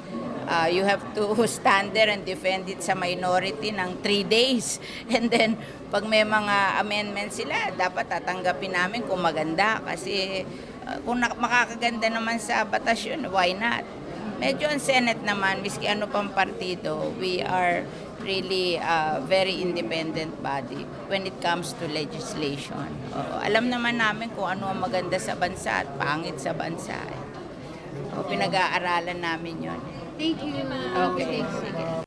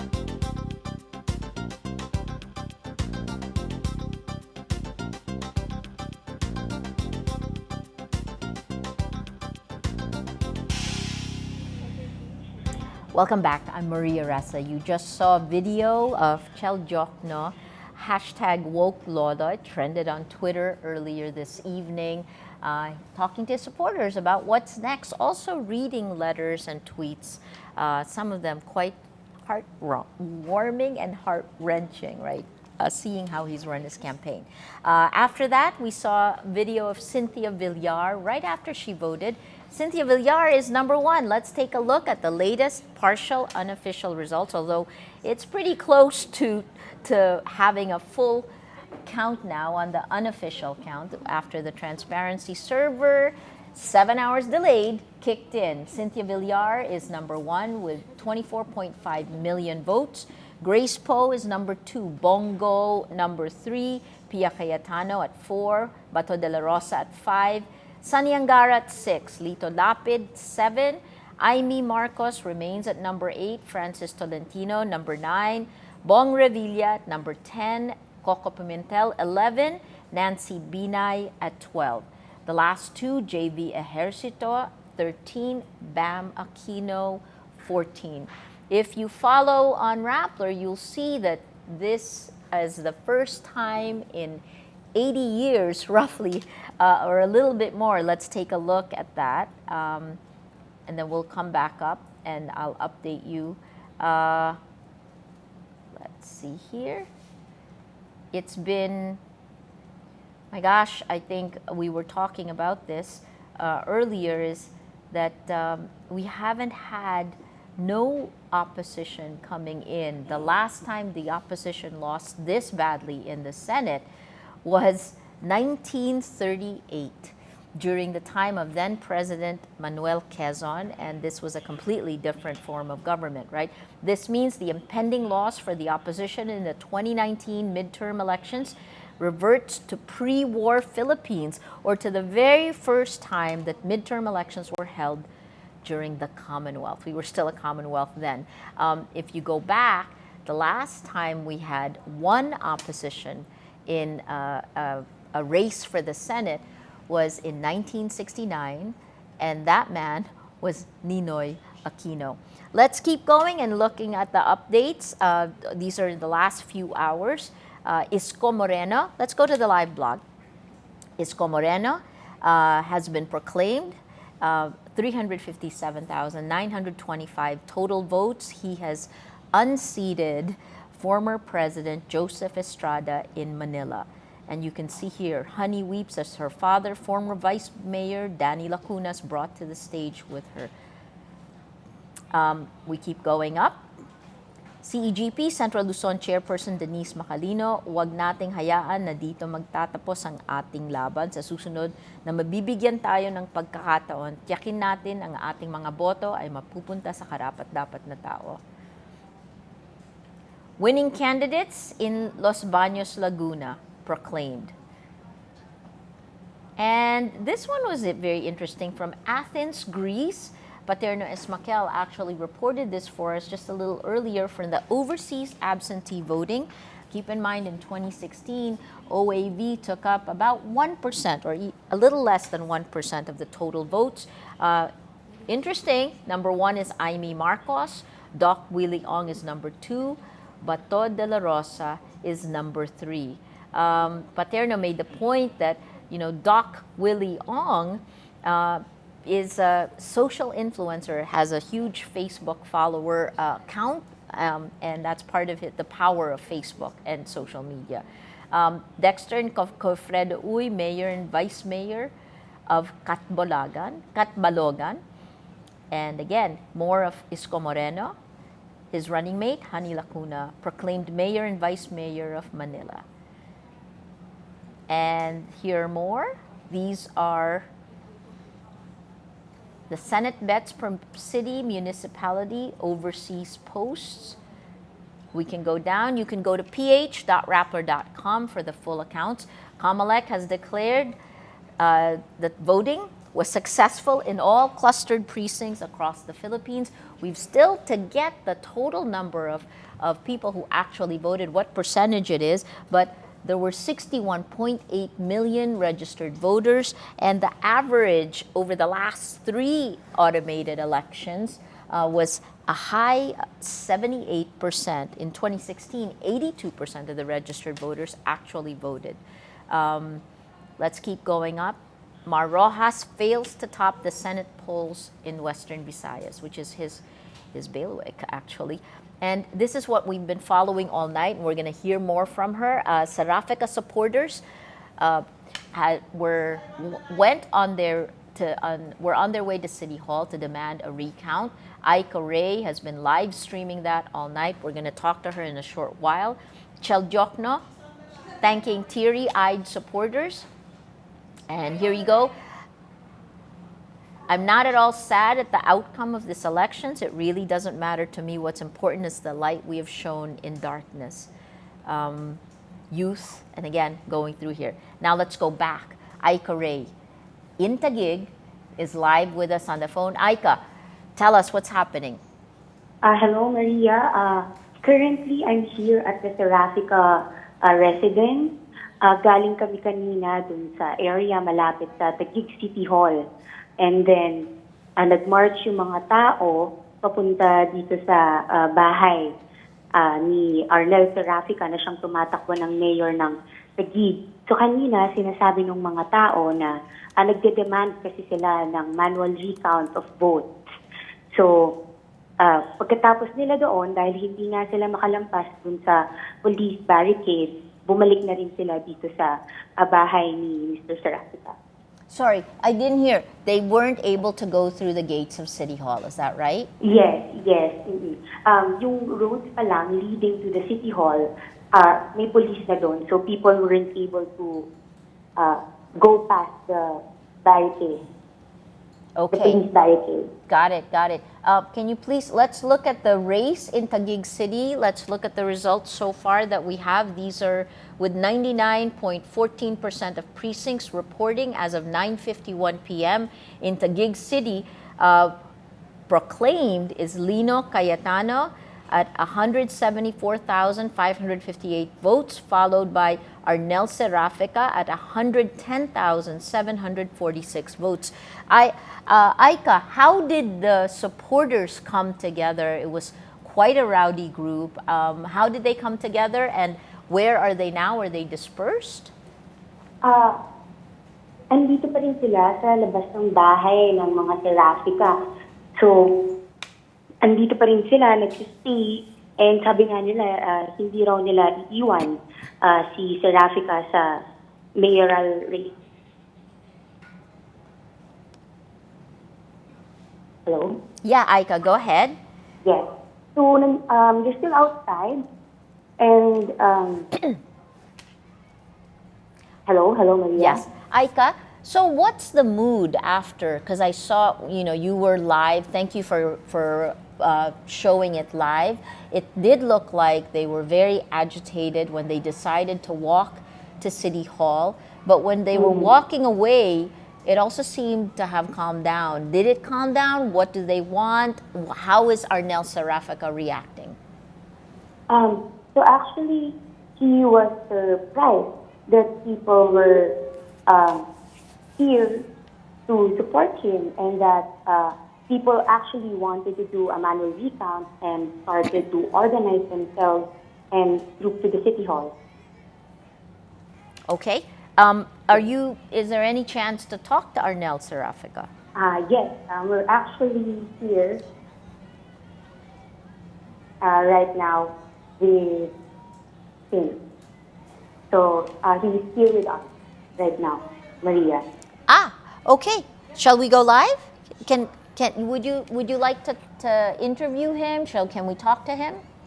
Yes. Okay. We're actually live right now at the Serafica residence. We're talking to Mr. Arnel Serafica, who's running for the mayoral race.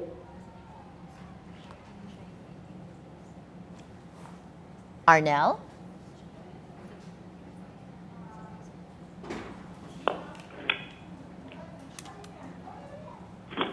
Hello? Go, Maria. I think if you can turn it slightly, Aika, it's the other way. Hindi na mababago. Why don't let's try it again, Aika? Do you mind? Let's turn it off and then let's go back. In the meantime, while we're doing that, what we'll do is look at other races and we'll come back to you, Aika. And thank you, Arnel Serafica. Okay, let's take a look at other races and we'll come back to Arnel Serafica in a short while.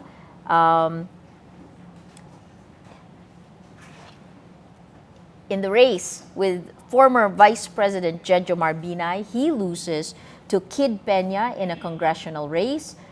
In Cebu, Mayor Tommy Osmeña conceded to his challenger, Vice Mayor Edgar Labella. Mayor Bobby Eusebio, here in Pasig, loses to Vico Soto, young new mayor in Pasig. Francis Zamora takes San Juan mayoralty. He defeats Janelle Ejercito, the daughter of Jinggoy Estrada, the granddaughter of Joseph Estrada. His father also wins in San Juan City. And of course, Joseph Estrada loses the mayoralty in Manila to Isko Moreno. You saw Isko being proclaimed. We're going to run a story on Isko Moreno and Estrada and former President Estrada. It's done by Patricia Evangelista. Here's more.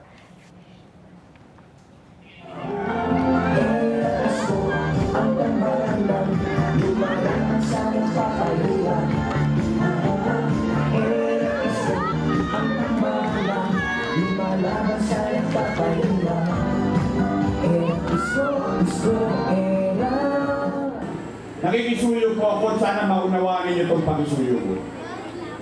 Kung sakali lang naman na ako'y tipo ninyo na maging Vice Mayor ulit. Kung sakali, mga kaibigan, ako lang ang tipo ninyo at hindi niyo iboboto si Era, huwag niyo natin ibotong Vice Mayor. Alam niyo po kung bakit? Naturingan ng Vice Mayor ako. Si Lolo na naman ang Mayor. Hindi po ako magiging epektibo. Hindi ako makakatulong sa inyo.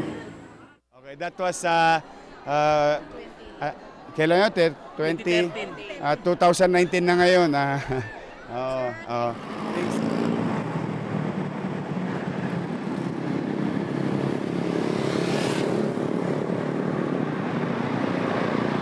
Hindi rin kaila na Goliaths of politics itong mga kinaharap ko. I think hindi pa ako pinapanganak, nasa politika na sila, no?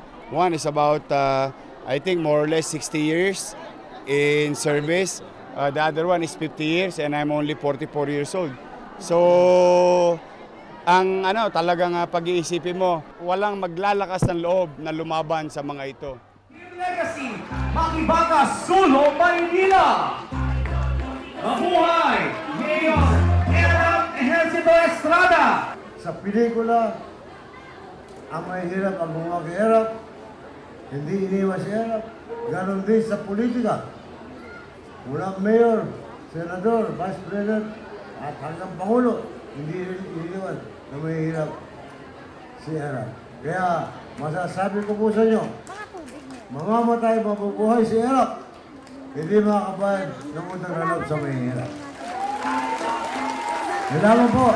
Maraming salamat po. Hindi mo na ako maloloko ng dalawahan. Makakaisa ka na lang. At sisiguraduhin namin, kayo na mga kausap ko noong 2013. Kayo, na tayo,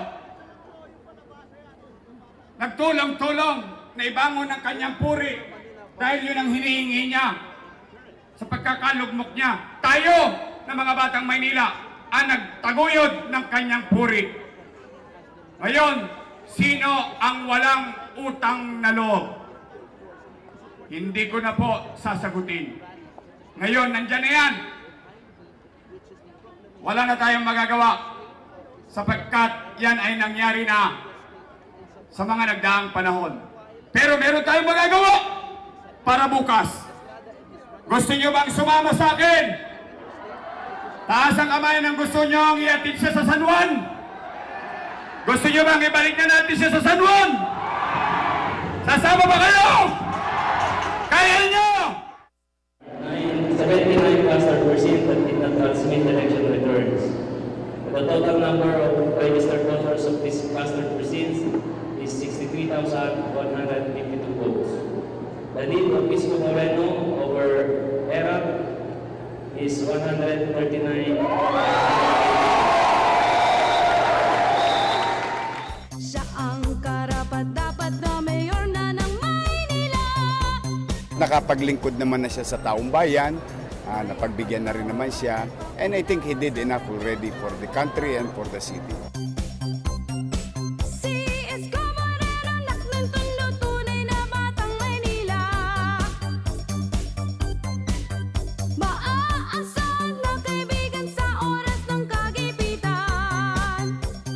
Wala namang war. There's just a competition. Isko Moreno sa darating na Mayo. Isko Moreno ang mayor na ninyo. Kaya sa darating na halalan, huwag po nating kalimutan. Isko for Mayor, Honey for Vice Mayor, kaagapay at kaisa ninyo para sa bagong Maynila. Isko Moreno, ating iboto. Isko Moreno, pagka-mayor. Isko Moreno. And good evening, you're still with us, Rappler, for the special coverage of the 2019 midterm elections. Ngayon, yung tema natin ngayon sa eleksyon, mostly sa mga national candidates, marami nang nagko-concede. Pero mainit pa rin ang laban dito sa local elections. Particularly dito lang sa kakapasok lamang yung sinusundan nating balita regarding dito sa Taguig City. Just hours after the Taguig City Board of Canvassers proclaimed Lino Cayetano as the new mayor of the city, supporters of opposing bet Arnel Serafica stormed the streets to protest the results at around past 9 in the evening. So actually we have our reporter Aika Ray on the ground to give us more details about that. Actually, may police barricade na raw na set up to secure the perimeter. Just to recap, no, Cayetano garnered some 174,558 votes. Yeah, you'll see the results no dun sa aming website. While Serafica got 110,746. And then there's another candidate, an independent candidate, si Boy Andrade, who got 1,361 votes. Well, itong mga Cayetano are poised to get a really, really good hold. To keep their hold dito sa Taguig City, no? Kasi itong si Lino Cayetano is the brother of former Foreign Affairs Secretary Alan Peter Cayetano, who is also poised to win the congressional race as Taguig's 1st District Representative. Ngayon, yung asawa naman ni Alan, si Lani, is also gunning for Taguig's 2nd District Representative. So kung si Mr. ay sa 1st District, si Mrs. 2nd District. Both are leading in the race, and the power of the Cayetanos will really be felt doon sa Taguig. Maya-maya ay susubukan nating kunin yung yung panig ng ilang mga protesters, and even we'll even try to get Serafica himself kaugnay sa mga isyong ito. I mean, when it comes to politics here in the Philippines, you know,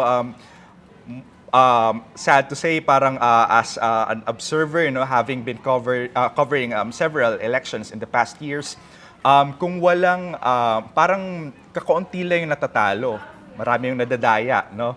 So, maraming mga ganong accusations. Is Aika there? Aika, kumusta dyan? Hi, Ralph.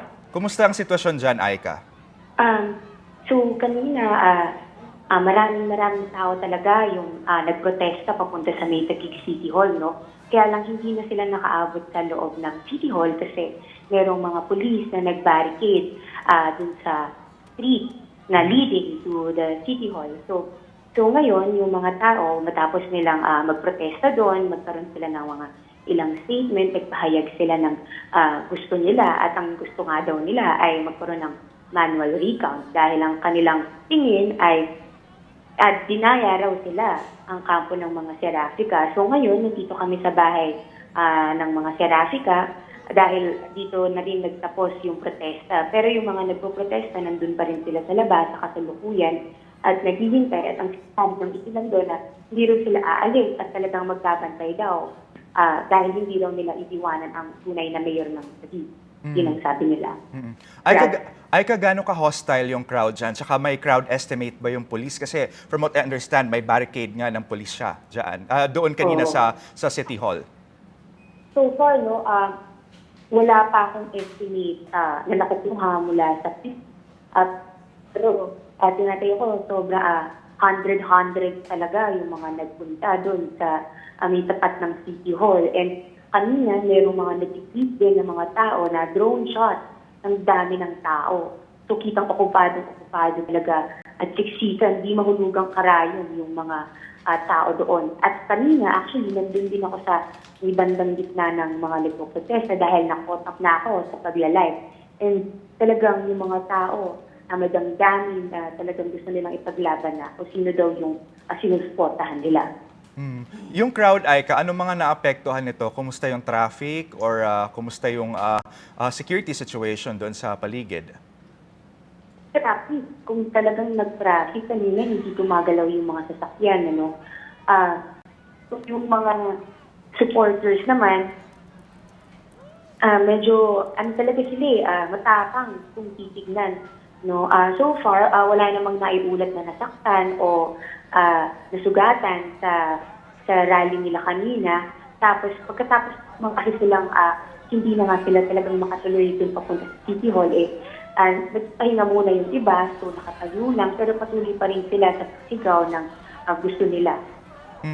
Aika, I know hindi parang pinatakbo ka lang dyan tonight, no? Pero may idea ka ba kung kumusta ba yung dynamics ng politics dyan? I mean, the Cayetanos, talagang hawak nila yung Taguig, no? And then si Serafica, ito yung challenger? Yes, oo. So actually, dalawang Serafica yung tumatakbo dito sa Taguig, no? ang kalaban ni Arnel Serafica, dati siyang congressman ng Taguig Pateros, bago siya tumakbo bilang mayor, si Lino Cayetano. Si Lino Cayetano naman, siya yung tumatakbo ngayon dahil nag-expire na yung termino ng asawa ni Alan Peter. So, ngayon naman, itong si Lani Cayetano, tumatakbo naman siya for 2nd District. And alam naman natin kung ano yung issue ngayon, di ba, sa mga mag-asawang Cayetano, kasi si Alan Peter Cayetano ay tumatakbong congressman naman ng Taguig Pateros, at tapos ang kanyang asawa sa 2nd District. So, merong case. Kaya lang, di ba nagkaroon nga ng recent decision na hinayaan silang tumakbo. Ngayon naman, ang kalaban naman ni Alan Peter, si Alan Serafica for Taguig Pateros Congressman. Actually, kasama natin siya ngayon, Ralph, so pwede natin siyang makausap din. O sige, go ahead, Aika, interviewin mo. Okay. So,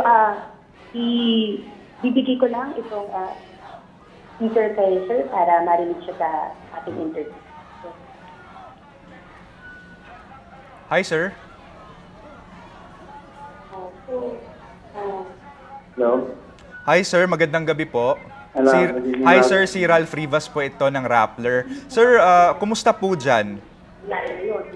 Medyo okay na naman na kalamansin na yung mga tao at naghihintay na lang kung ano yung gusto na namin sabihin. Pumunta kasi kanila so before lunch sila and then explain nga na they want to rally doon sa nangyari resulta ng halalan. So dumami sila ng dumami, nila na-accommodate sa harapan ng bahay namin, doon sobrang dami. So napilitan na kami lumabas doon sa mas malaking road hanggang sa umabot sa nila sa ladies sa magdami ng tao. Sir, I have to ask, sir, no?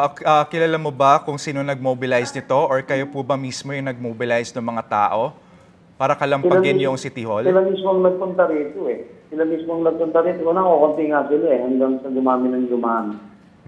Sila mismo nagpunta rito. Lunch yan. Mga ilang grupo lang sila hanggang sa dumami. Siguro text sila ng nila hanggang sa dumami. Hanggang sa natuloy yung kalye sa harap ng bahay namin. Sir, Sir, nung nakausap mo yung ilang mga supporters mo, no, ano bang mga sinasabi nila? Bakit ba sila galit? Parang kayo ba mismo tanggap ninyo yung resulta ng eleksyon? Hindi naman. Kasi nakita ko masyadong malaki yung discrepancy na nangyari. At during the course of the election, napansin namin na may mga boto, may mga complaints. At ito naman yung naka-minutes to. Na pag bumoto sila ng straight Serafica, paglabas ng printout, lahat naman napupunta sa kabila. Nakaitana group. Maraming ganon yan. Ganda kami dito. So, yun pa lang, napansin ko na nung umaga pa lang, ba't nagkakaganon na ibig sabihin, iba yung binabasa ng vote counting machine ng BPL. Sir, may estimate ba kayo, sir?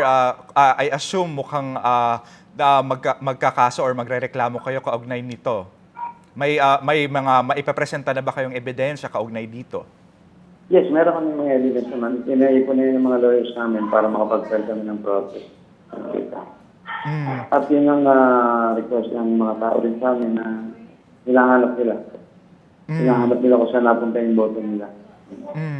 So, sir... Minsan sa mahaba yung pila, makapila sila, magkakakilala sila lahat doon. Alam nila kung gaano sila, marami sila doon sa isang presinto.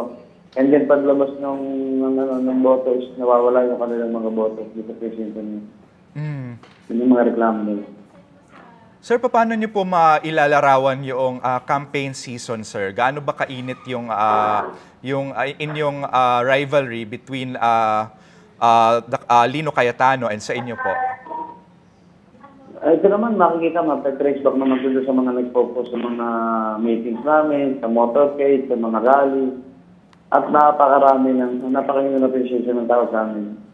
Actually, nung kami huling mag-rally, mag-motorcade, inabot kami ng 13 hours sa kalye.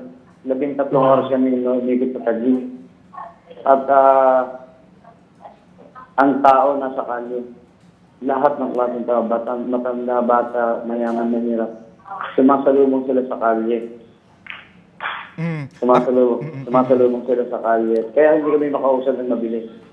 sa first and second district ng Taguig. Kaya inabot kami ng gano'n. At naista kami sa isang lugar at syempre nagkokos kami ng traffic. At yung mga nasa salubong namin na traffic din dahil sa amin, nagsasorry kami pero binababa lang nila yung issue nila, tuwilay niya sa amin lang okay lang. Natutuwa sila sa nangyayari. Paliwanag ko lang quickly no sa ating mga manonood, may konting delay no na hindi nagsisync yung video sa audio. Our video has a delay pero yung phone conversation natin is real time. So going back to the discussion sir no. Kailan niyo po planong maghain ng reklamo? As soon as possible, magpapay kami ng protest dito. Inaayos pa lang ng mga lawyers namin kung ano yung mga kailangan pa rin yan. As soon as possible. Pero sir, bukod dun sa iba yung bilang, no? May mga napapansin ba kayong tactics or mga kung ano mga nangyayari na sa tingin mo ay hindi nararapat ngayong eleksyon? Bukod dito sa mali umanong pagbilang ng vote counting machines. Marami kasi prior to the election, marami silang pinadadala ng mga yung line up nila with signature at meron kapalit daw na kasi yung pagbibigay mo. Marami nagsusumbong sa akin, nagbabalik nga sa akin yung mga card nila. Binibili yung kanila. 2,000, 3,000. Sir, magkano sir? Magkano? Meron 2,000, may 3,000, depende sa mga nilalapitan. Well, actually, sir, may nakikita rin ako sa Twitter, no, sa mga minomonitor namin, and we're seeing na meron ding allegations against you on vote buying. Ano pong reaction ninyo dyan? Hindi naman na rin vote buying kasi nagkaroon na kami ng voters education dyan. At kung meron na rin mga watchers namin, binibigyan namin konti na. So sir, panghuli na lang siguro sir, anything that you'd want to say to the people of Taguig after sa nangyaring ito? Well, itong nangyari ito, sa totoo lang, hindi naman to para sa kandidato na, hindi para sa amin ito. Naawa na kami sa mga tao dahil nakita namin yung expectation nila. At kailangan pagtulong-tulungan namin ito. Dahil nakita namin talaga yung hindi naging maayos yung naging halalan. At sa tingin ko, there's something wrong with the programming ng DCM machine. Kasi according to one I expect na nakausap ko, they can program. Kaya nilang baguhin ang program nito. At pwede nilang baguhin to with a certain period of time. Kaya gawin yan. Yung mga, alam mo naman ang technology ngayon. They can do anything with electronics. Sir, so paano yan, sir, kung may duda kayo sa vote counting machines on the local level, what about the national level, sir? May pagdududa rin kayo sa resulta? Hindi ako makapag-kasalita naman regarding sa national level. Yung concern namin is sa local election. At patingin ka naman, hindi naman lahat siguro ganun. Depende yan kasi sa nagpo-program. Depende sa gumagawa. Pero sir, di ba may mga hindi naman ako doon sa vote counting machine eh. Hindi ko the 100 vote counting machine. Pero sir, di ba may mga tao rin kayo na sumama, I suppose, doon sa pag-check ng mga vote counting machines? Yes, meron naman. Wala naman silang nakita, sir, or did you raise that ahead of the elections? Yes, pero kung nakaprogram naman yung hindi naman mag-activate or may nakaprogram doon, wala akong makikita pa. Kung hindi naman nakaset sa ganun time and date. Ang naging nakita kong napansin ko lang is during the election, bakit every time na nag-tipid yung iba, lumalabas ibang pangalan sa resibo? And it happened in several occasions dito. Marami pangyari din. Okay po, maraming salamat po So sa yun inyo. yung isang naganda sa amin, nag-iisip sa akin na merong problema just BGM machine. Okay, sir. Can you imagine sa isang presinto, hindi pa naman nare-review lahat, no? Kasi sobrang pagod na namin. May nagsasabi sa amin na sobrang baba ng numero yun ng nakuha mong boto. Can you have 20 votes for 1,000 voters, 50 votes for 1,000 voters. Na ang alam naman namin, pag umikot kami, alam namin kung gaano nagre-react ang tao sa amin, kung paano kami tinatanggap. Everywhere in Taguig. Sir, sorry sir, nabalikan ko lang, no, sir. Ano ba to? May particular barangays ba kayo na tinututukan na kung saan posibleng nagkaroon ng dayaan o lahat ng barangay yung tinitingnan Again, ninyo? may particular lang, pero... Mga ilang most of barangay them, to, sir? Marami dyan. Pero hindi ko pa nare-review siya isa. Yun nasa mga lawyers pa namin yung mga result. Okay, sir, aabangan po natin yan. No? Maraming salamat po sa inyong oras na ibinigay sa amin dito sa Rappler. Yes, thank you, Lord. Thank you, Lord. That was Arnel Serafica, no? Yung mga supporters niya earlier. Ito yung mga sumugod doon sa Taguig City Hall. Kung saan sinasabi nila na nagkaroon nga raw ng dayaan. Tapos sabi pa sa report ni Aika Ray ay yung gusto nila ay ilabas yung balota. So tingnan muna natin, no, dito sa website ng natin regarding doon sa Actually, hindi naman namin nilalabas yung taong pumunta sa City Hall. Iniiwas namin sila magkaroon ng gulo. Ayaw namin na magkaroon ng gano'n. Nung matapos kami, pinabalik na namin dito sa area namin. At pag sinisigaw nga ng mga tao doon rin sa City Hall, sabi ko, hindi, mapapaaway lang kayo dyan, mabugas. Ayaw namin may masaktan sa inyo. So bumalik na lang kami rito. Naipayag na natin yung gusto nyo mangyari, yung gusto natin mangyari. So I think that's enough. So we have to go back to the lugar namin. Okay, sir. Maraming salamat po. Maraming salamat. Hindi kami nag-advise na pumunta ng City. So balikan ko lang yung numbers, no. According dito sa website, no. You can visit the results, no, on ph.rappler.com. Lino Cayetano of the Nationalista Party has garnered 174,558 votes. Si Arnel Serafica, Partido Demokratiko Pilipino, Lakas ng Bayan, 110,746. Tapos itong si Sunny Boy Andrade, ito yung malayo-layo, no, independent, with 1,361. Dito sa Taguig City Vice Mayor, dikit rin yung laban. Itong si Ricardo Cruz Jr. of the Nationalista garnered 159,639.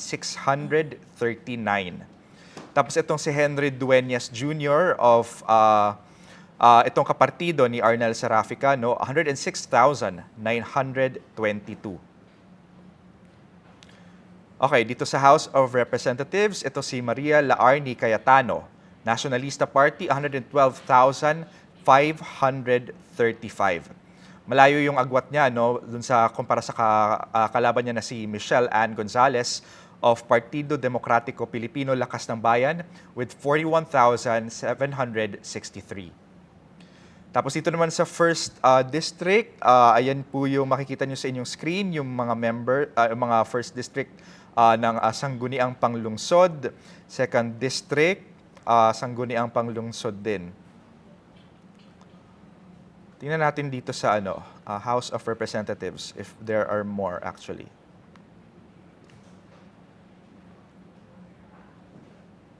Just them. Okay, so kung gusto niyo pong malaman yung updates sa inyong mga lugar, no, kung kumusta yung bilangan, kung sino yung mga likely na mananalo, ano yung mga dikit na laban, no, you can always visit ph.rappler.com. Recap ko lang, no, yung nakapanayam natin kanina si Arnel Serafica, itong isa sa mga tumatakbong mayor doon sa Taguig City. Idineklara na ng Board of Canvassers na si Lino Cayetano ang nagwagi bilang mayor ng Taguig City. Itong si Lino ay ang kapatid ni dating Foreign Affairs Secretary Alan Peter Cayetano.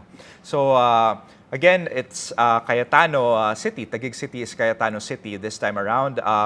Pero yung mga lumalaban dito kay Lino ay tulad nitong si Arnel ay hindi pa nag-give up at mukhang magfa-file pa nga siya ng kaso kasi nga sinabi niya sa atin kanina ay may mga nakita silang mga insidente na halimbawa yung mga vote counting machines ay halimbawa iboboto siya pero ang boto ay napupunta sa iba.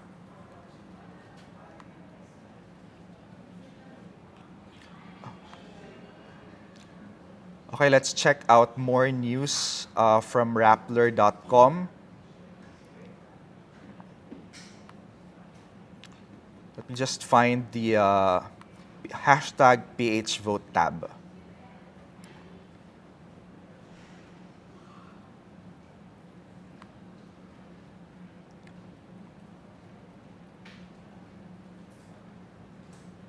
Okay.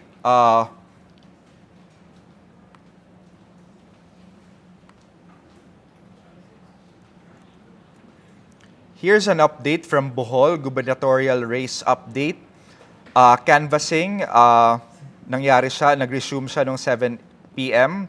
Unofficial tallies as of 8 p.m. show Arthur Yap widening his lead over Jude Evasco with 302,802 votes over Evasco's 296,530 votes, for a lead of 6,272 votes.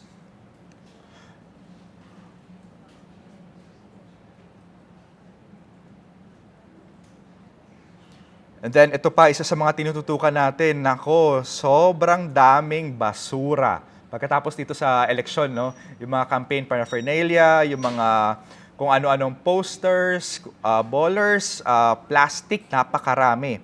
Amid the trash that pile up on election day, yung mga kabataan ang nagsilbi nating eco-warriors and have spent their time to clean and collect garbage in different schools in San Isidro, Nueva Ecija. So, I don't know kung anong particular ng mga patakaran natin kaugnay dito kasi sobrang daming basura. So I guess candidates, winners or losers man, clean up naman, di ba? Kasi medyo hindi maganda sa ating environment yan. Okay, here's a quote from Chel Diokno, no? One of those that have conceded doon sa pagkatalo niya sa senatorial race. He says, "I'm not at all sad at the outcome of these elections. It really doesn't matter to me. What's important is the light we have shown in the darkness."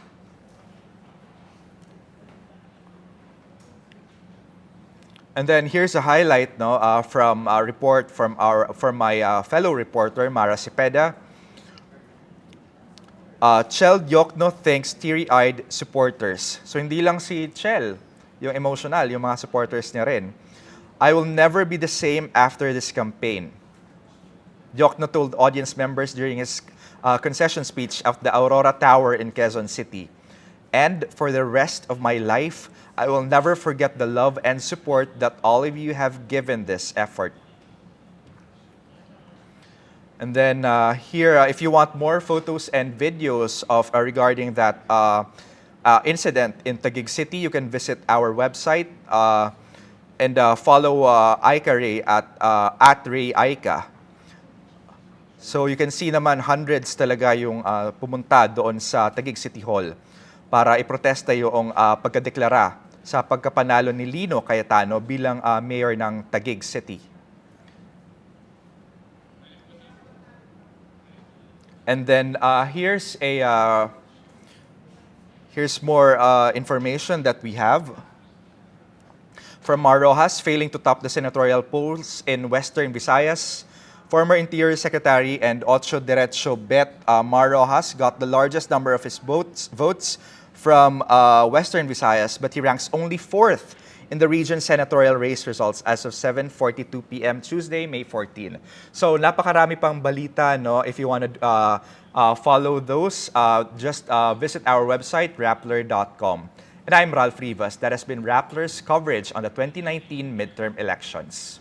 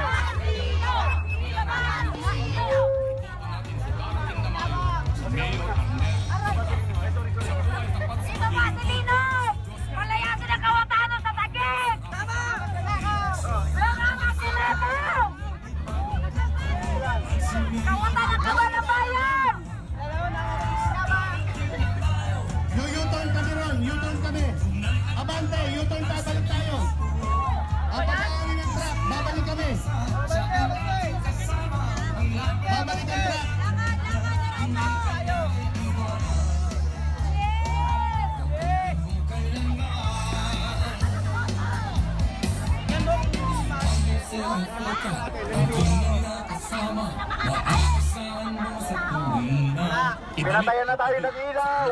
Taguig, vote Arnel Serafica for Mayor. Ibaba si Lino! Ibaba si Lino! Ibaba si Lino! Tuloy ang laban! Ang sigaw ng taong bayan, buksan ang balota! Bilangin ito ng manual, ipakita kung sinong tunay nananalo sa Taguig